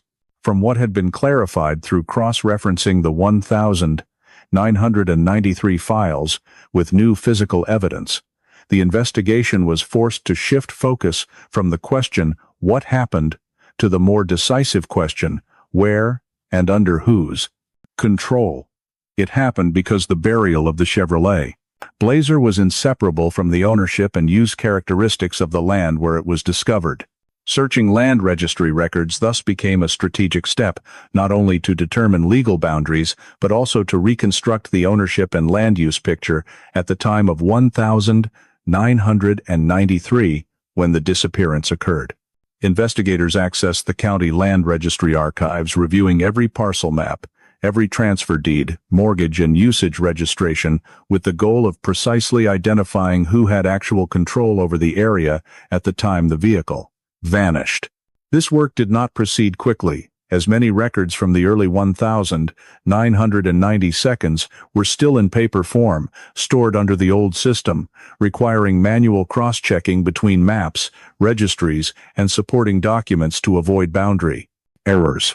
When the cadastral maps were spread out and compared with current scene coordinates, one thing quickly became clear. The land where the Blazer was buried was not public or ownerless wilderness, but lay entirely within a privately owned parcel, with a history of continuous use. Determining the owner at the time of 1993 thus became the next pivotal step, as it allowed the investigation to move from the abstract space of terrain to the specific space of responsibility and control. The record showed that at the time of the disappearance, the land was owned by Grant Rowan, an individual with a family relationship to one of the victims, a detail that had briefly appeared in the old files but had never been subjected to rigorous scrutiny due to lack of physical evidence linking to the scene. The appearance of Grant Rowan's name in the land records immediately caused investigators to pause for closer examination, not to jump to hasty conclusions, but to fully understand the relationship between land ownership, the TOC, vehicles route, and what had been discovered underground after many years. Analyzing ownership changes became a tool to assess whether anything unusual existed in the legal history of this parcel, especially in the period immediately following 1993. When transactions were arranged chronologically, a notable point gradually emerged within less than a year after the disappearance. Grant Rowan transferred ownership of the land to another party, a transaction that occurred quickly and without accompanying clear changes in land use, purpose, or economic value. In the context of relatively stable agricultural land value, such a sudden transfer was not impossible, but when placed alongside other case developments, it became a detail requiring careful analysis. Investigators examined not only the transaction itself, but also its context, from the signing date involved parties to whether any actions were taken to alter the land's status before or after the transfer. This analysis was not aimed at proving that every ownership change carried concealment motive, but at determining whether any suspicious coincidences existed between legal timelines and what had been buried on the ground. When land registry records were cross-referenced with other investigative data, a complex picture gradually formed, where land ownership was not merely a pure legal factor, but part of the context allowing an act to occur undetected for years. The land was located far enough from residential areas to avoid regular attention, yet close enough to roads for a vehicle to access without obstruction, and private control meant the owner could restrict outsider entry or monitoring, creating a practically enclosed space. It was in this context that narrowing potential suspects began, not based on emotional guesswork, but on the intersection of ownership, access, opportunity, and personal connections to the victims. Grant Rowan, as the 1993 landowner, did not automatically become a suspect simply because his name appeared in records, but the fact that his land was where the vehicle was buried meant that all his actions, relationships, and decisions during that period needed re-examination in new light. Investigators began compiling a list of individuals with legal or informal access to the land at the time, from family members, hired workers, to close social contacts, to define the scope of those who could reach the scene without drawing attention. This narrowing was not conclusive but a necessary filtering step to focus resources on directions likely to yield concrete evidence rather than continuing to spread thinly over too broad a space. In the process, investigators also posed the difficult but necessary question of why land ownership had not been more deeply examined in the original investigation. And the answer returned to the same key point: lack of physical evidence had caused many potential leads to be dismissed as unsubstantiated speculation. Now, with the blazer recovered and signs of intentional conduct, land ownership was no longer peripheral information, but a pillar in reconstructing the chain of events.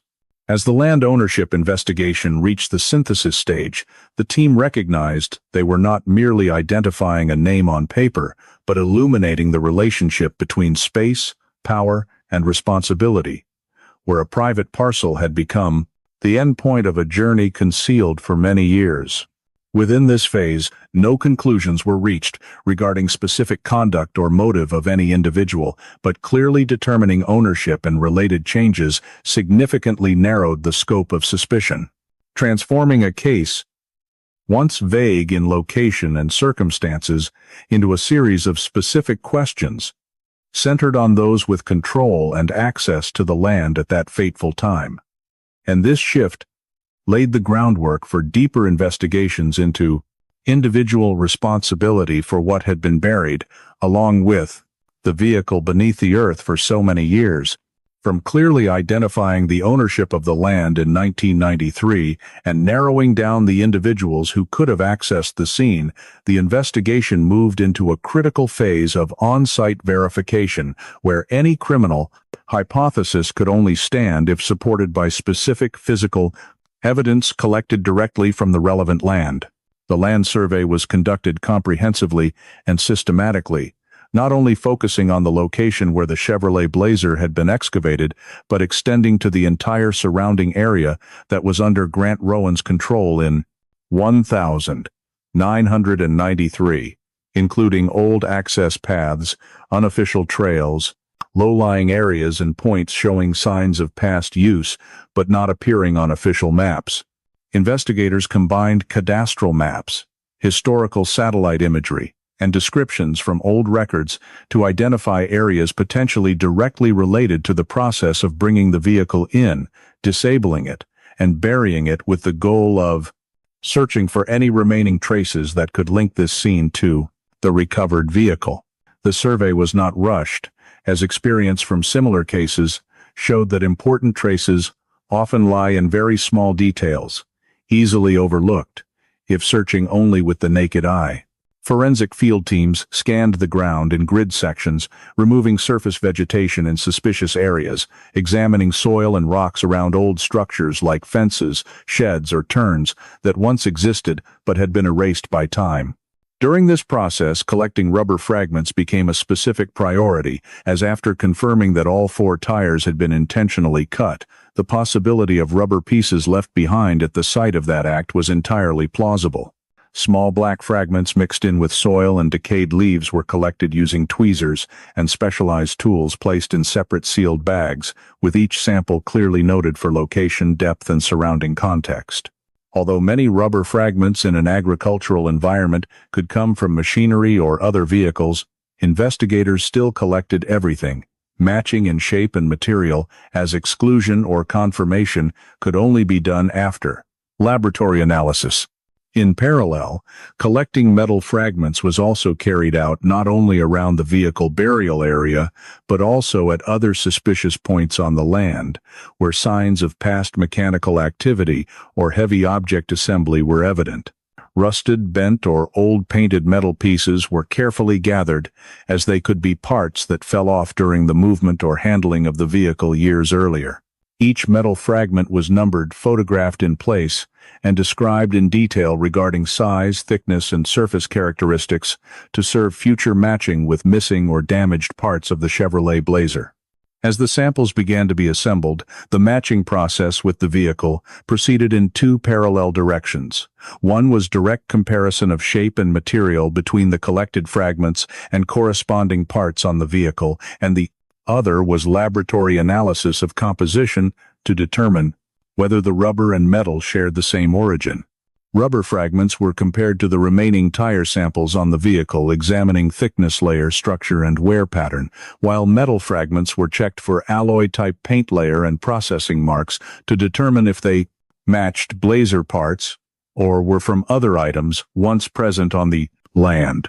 Preliminary matching results showed that some rubber fragments had significant similarities with the tire material, not only in composition, but also in cut marks and torn edges, suggesting they may have detached during the tire cutting process rather than from natural wear.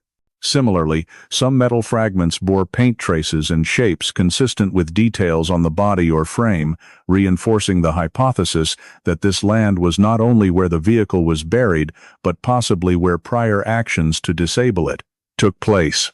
Strengthening the scene connection thus relied not on a single discovery, but on the convergence of many small traces, each of which alone might not be convincing, but together formed an undeniable logical chain. Investigators noted that the distribution of rubber and metal fragments was not random, but concentrated in areas with easy access from the nearby road, while discreet enough to avoid outside attention, fitting the scenario of a deliberate act in a controlled space.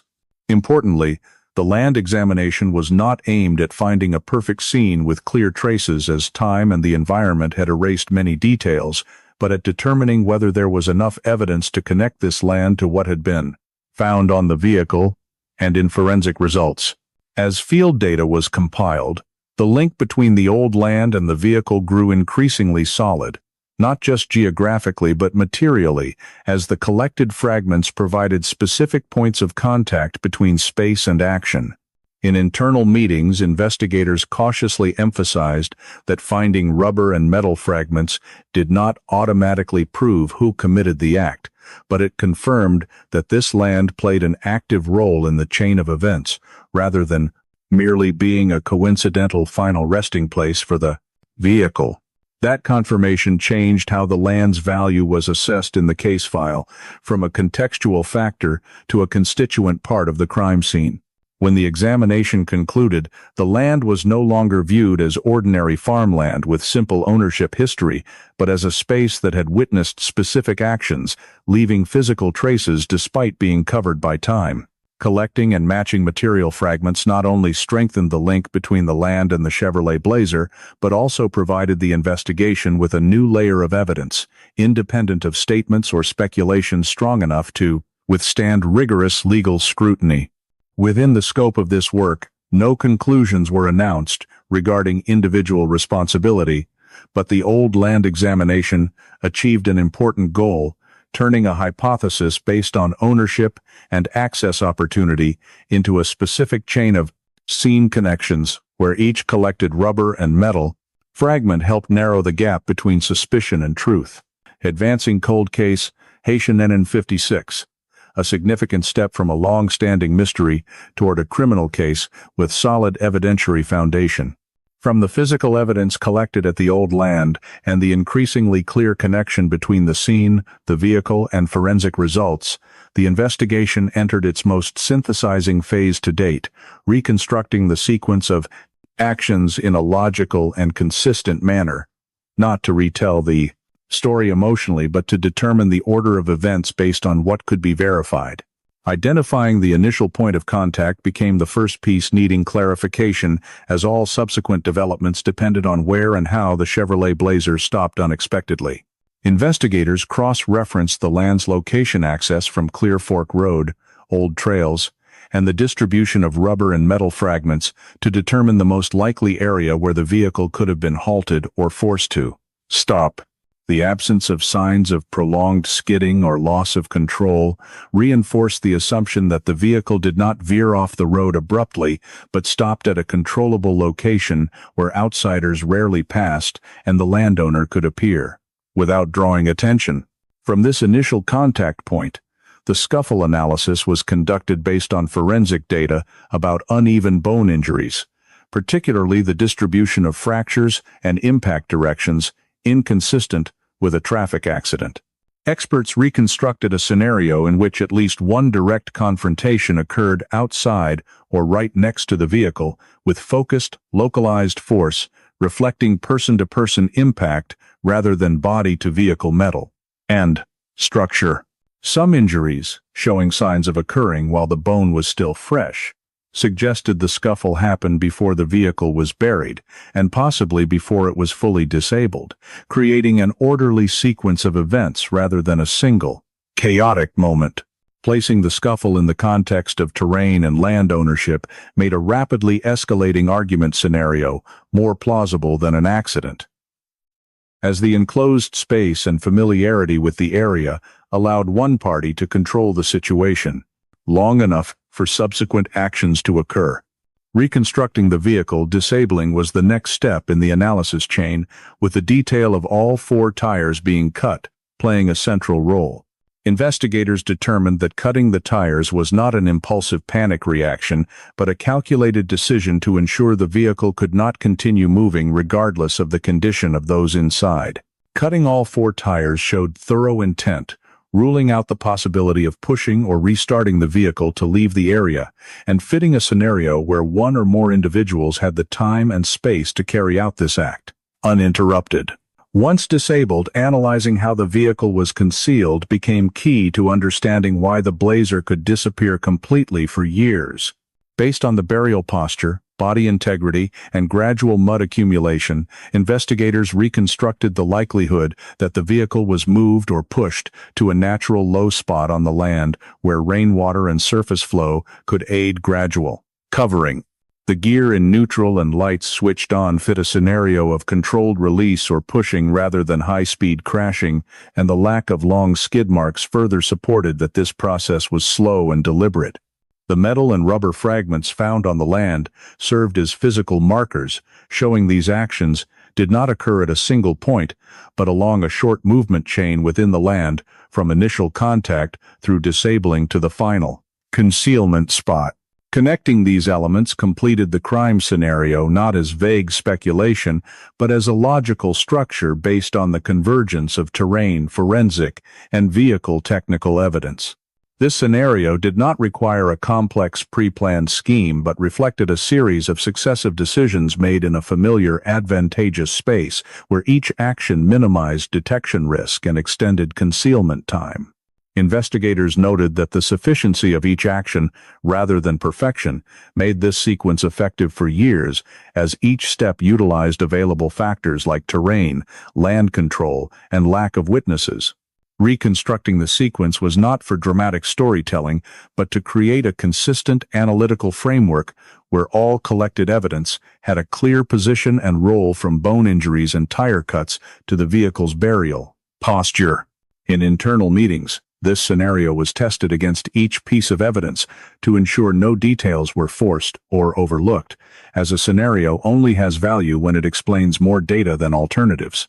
Upon completion, the team not only had a provisional answer to what happened, but a solid foundation for next legal steps, as the reconstructed sequence met the critical criminal case requirement, establishing order, opportunity, and control, core factors for assessing individual responsibility.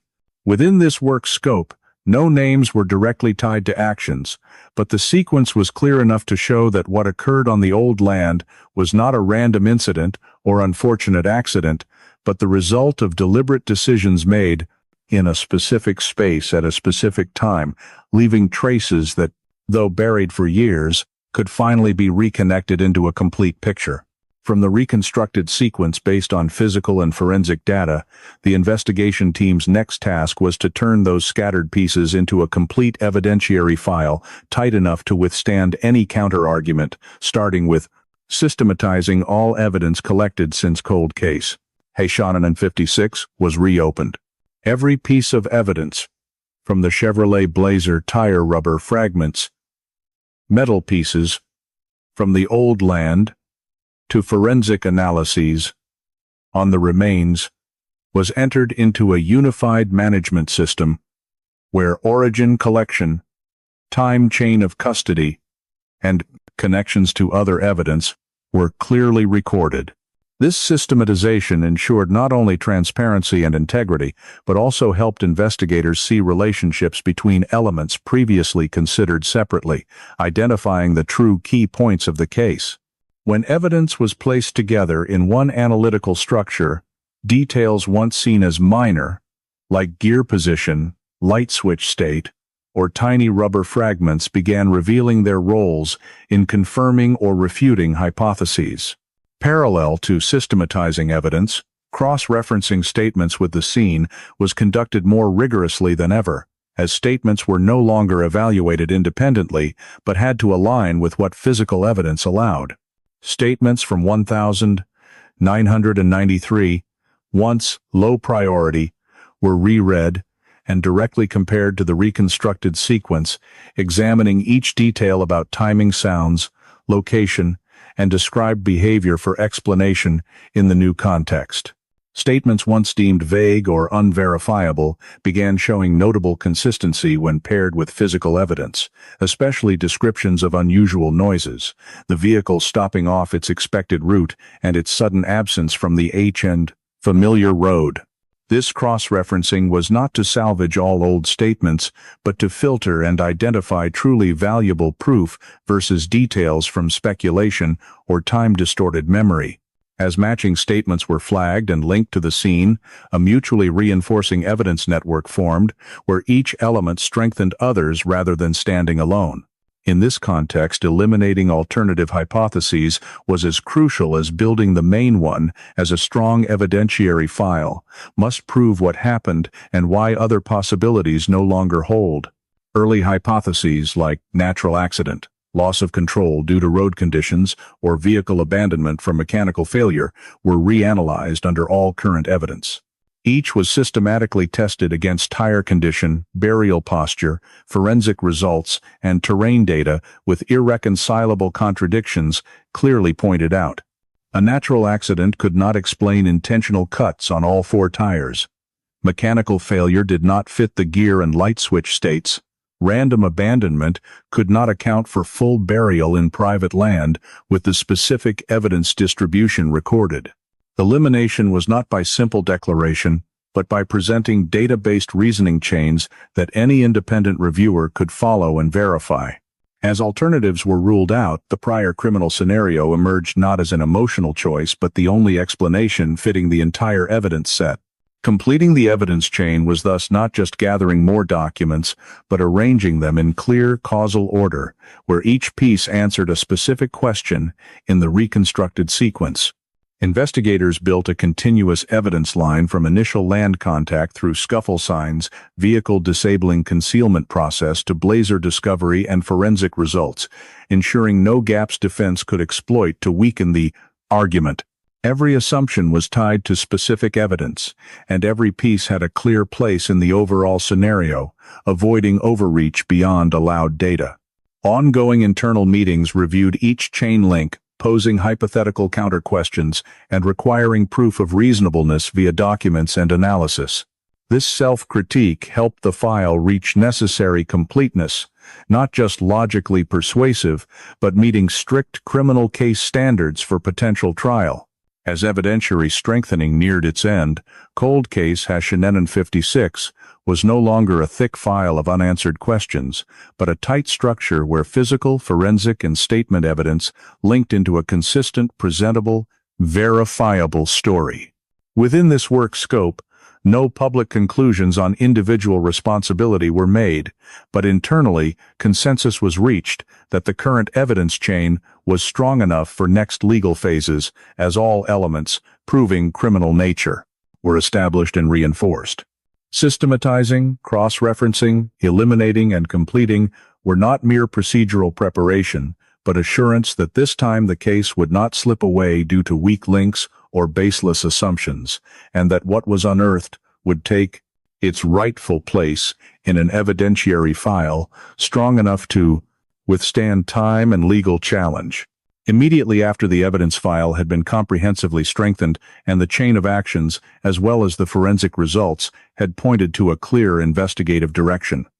The next step in the legal process was to establish a solid, legal basis for issuing an arrest warrant for the suspect. Because at this point, all evidence had to be prepared to convince the court and ensure that the execution process encountered no legal obstacles. The investigators and prosecutors worked closely together to compile all the data from the crime scene, forensic results, physical evidence collected from the land, the metal fragments tire, rubber details about the vehicle, and burial location, along with the land ownership records. In order to build a tight legal dossier showing sufficient grounds to charge a specific individual related to the case, the process of establishing the legal basis included evaluating every detail according to current criminal standards, ensuring that each step in the reconstructed chain of actions was supported by physical and forensic evidence, and that alternative hypotheses about an accident or coincidence had been clearly ruled out. Once the legal basis was established, the next step was to request and obtain approval for the arrest warrant from the competent court, where the judge was presented with the entire dossier, the evidence, and an assessment of the risk if the consistent suspect continued to remain at liberty, while proving that there was a likelihood the suspect had intentionally caused the deaths and concealed the vehicle along with the 4 victims. The arrest warrant was approved by the judge after fully reviewing the documents, confirming that the investigative steps complied with the law, that all evidence had transparent origins and chain of custody, and that the arrest was necessary to protect lives, property, and the legal rights of the involved parties. Once the warrant was approved, the authorities deployed a systematic plan to arrest the suspect, considering the timing, location, and approach method to minimize the risk of resistance or further evidence tampering. This task included surveilling the suspect, using support equipment, and coordinating between patrol teams, criminal police, and auxiliary units, all carried out according to a detailed script to ensure safety for everyone involved. The arrest process was conducted strictly, ensuring the suspect's legal rights were respected while also collecting additional evidence at the time of approach, such as documents, personal vehicles, or related items, to strengthen the existing file. Immediately after the arrest, an expanded investigation notice was issued to relevant units in the community, not only to inform that the suspect had been isolated, but also to call for cooperation from anyone still holding information related to the case. This helped broaden the search for additional evidence, verify supplementary statements, and simultaneously create the necessary legal pressure so the suspect had no opportunity to conceal further information. Throughout this entire process, all steps strictly adhered to legal procedures, from building the file, approving the arrest warrant, deploying forces, to issuing the expanded investigation notice, ensuring that every action had a solid legal basis. The evidence was uncontestable, and this step became a significant milestone, marking the transition from the physical investigation phase to the criminal prosecution phase with an identified suspect. From the establishment of the basis to the moment the suspect was escorted to headquarters, every detail in the process was recorded, creating a continuous and transparent chain of legal evidence, ensuring that all prior investigative efforts were not invalidated and that the case could proceed to the next procedural steps solidly, while providing a legal foundation to reinforce conclusions about the actions, responsibility, and consequences of the case, laying the groundwork for the upcoming trial and transparency in the judicial process, while also opening the final opportunity to resolve all the mysteries of cold case Haitiana 956 that had lingered for many years. Immediately after Grant Rowan was escorted to headquarters, the suspect interrogation phase began carefully and systematically, with the goal not only of obtaining a confession, but also of confirming the details of the action sequence of events and underlying motives in cold case Haitiana 956. And all steps strictly adhered to legal procedures to ensure the legality and evidentiary value of the statement. The interrogation took place in a closed room where the suspect was approached by two experienced investigators who had full mastery of the entire evidence file, including forensic reports, crime scene analysis, results data on the vehicle's location and condition, material fragments collected from the land, as well as land ownership records, and all statements from 1993 to the present. The interrogation began by presenting the collected physical and forensic evidence from the condition of the four slashed tires, the vehicle's burial posture, inconsistent bone fractures to the rubber and metal fragments obtained from the land, all presented as undeniable facts to create a basis for the suspect to respond accurately.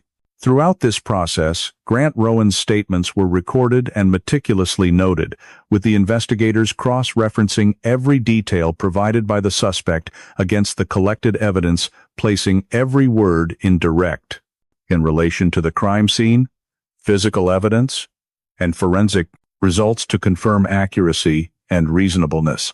When the suspect described the actions that occurred on that Friday night in 1993, the investigators compared each moment to the chain of actions reconstructed from the vehicle excavation results, checking whether the sequence of confrontation, vehicle disablement, tire slashing, and moving the vehicle to the burial location matched the physical traces, and any inconsistencies were noted for later analysis, while matching details were confirmed as key points, building a logical story.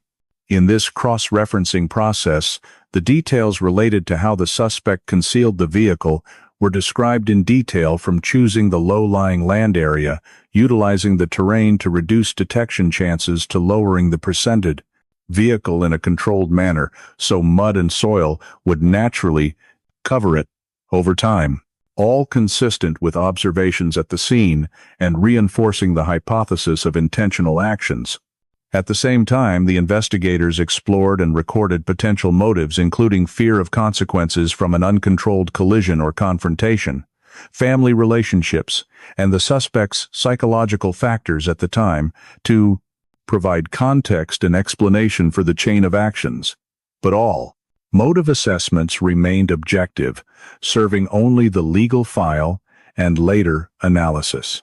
As the interrogation progressed, the suspect gradually admitted to previously concealed actions, confirming how the vehicle was disabled, the tires slashed, and the vehicle taken to the low area on the land, while providing detailed information about the sequence of actions, confrontation moments, and decisions to limit discovery by outsiders.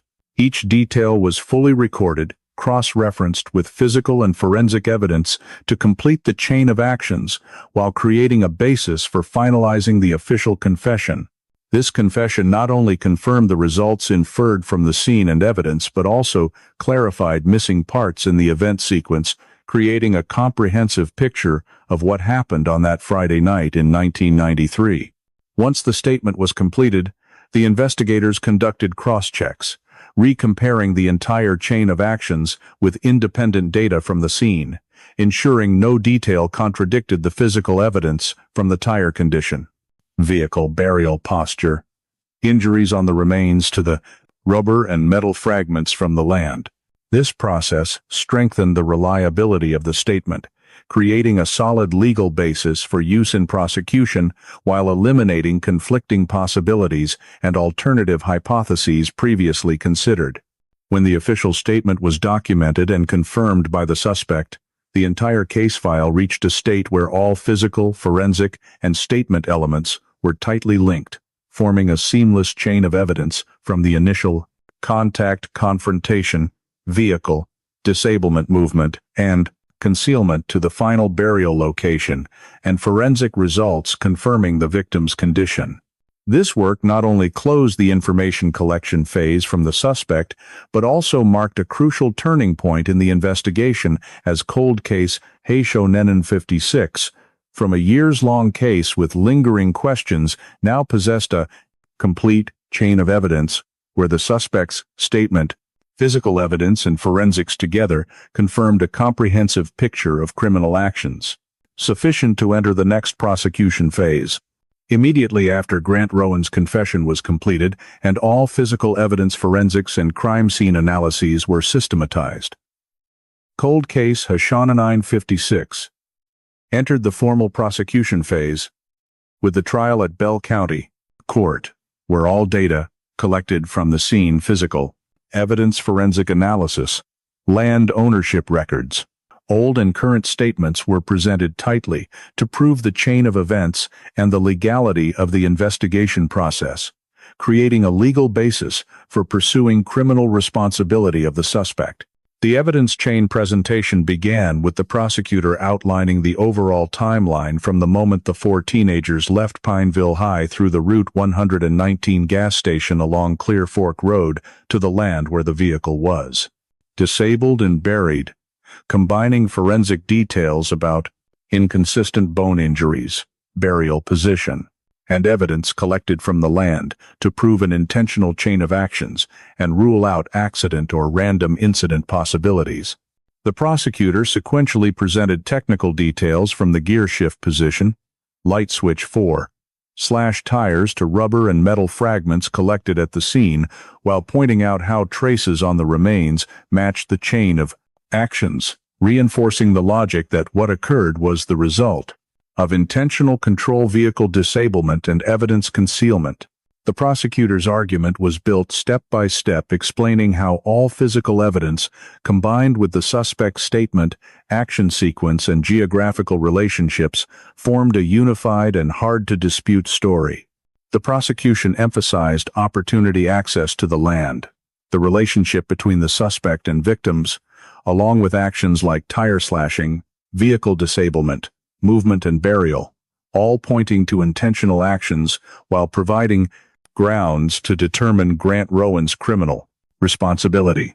The defense immediately countered by challenging the continuity and accuracy of the evidence chain, questioning the reliability of old and new statements, the impact of environment and time on evidence, and comparing to other hypotheses that could explain the incident without concluding criminal actions.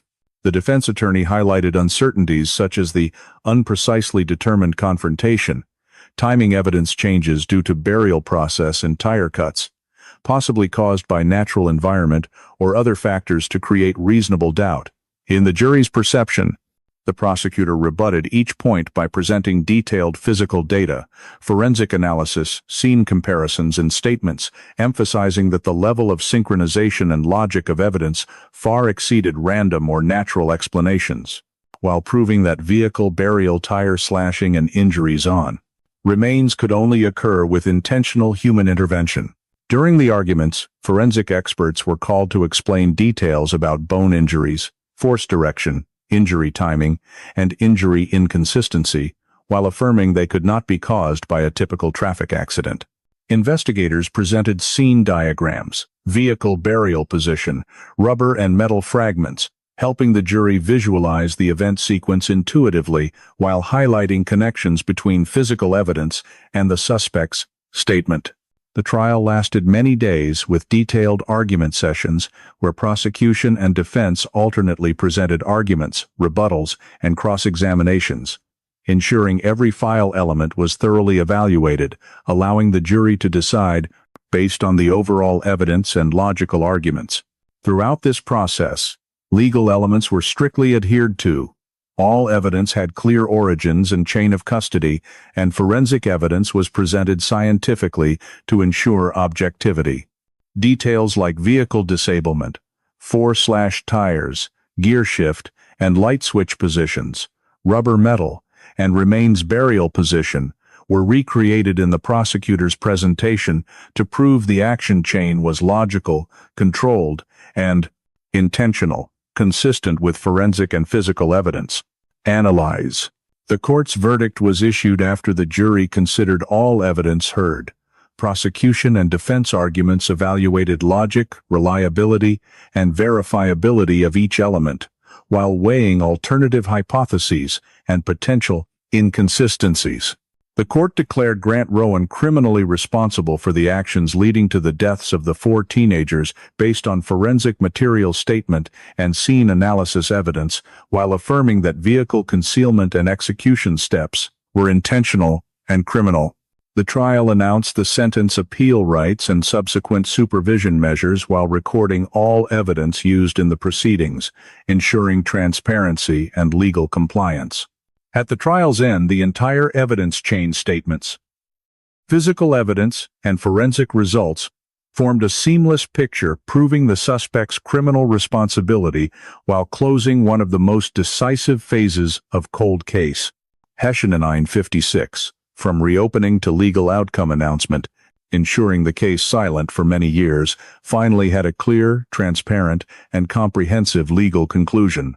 Immediately after the trial concluded with the official verdict, Pineville entered a phase of facing the profound community aftermath left by cold case Hessian 56 over more than 3 decades, as the truth about the 4 teenagers' deaths and Grant Rowan's actions not only shook the directly affected families, but also shattered trust, sense of safety, and the way the entire town viewed its own history.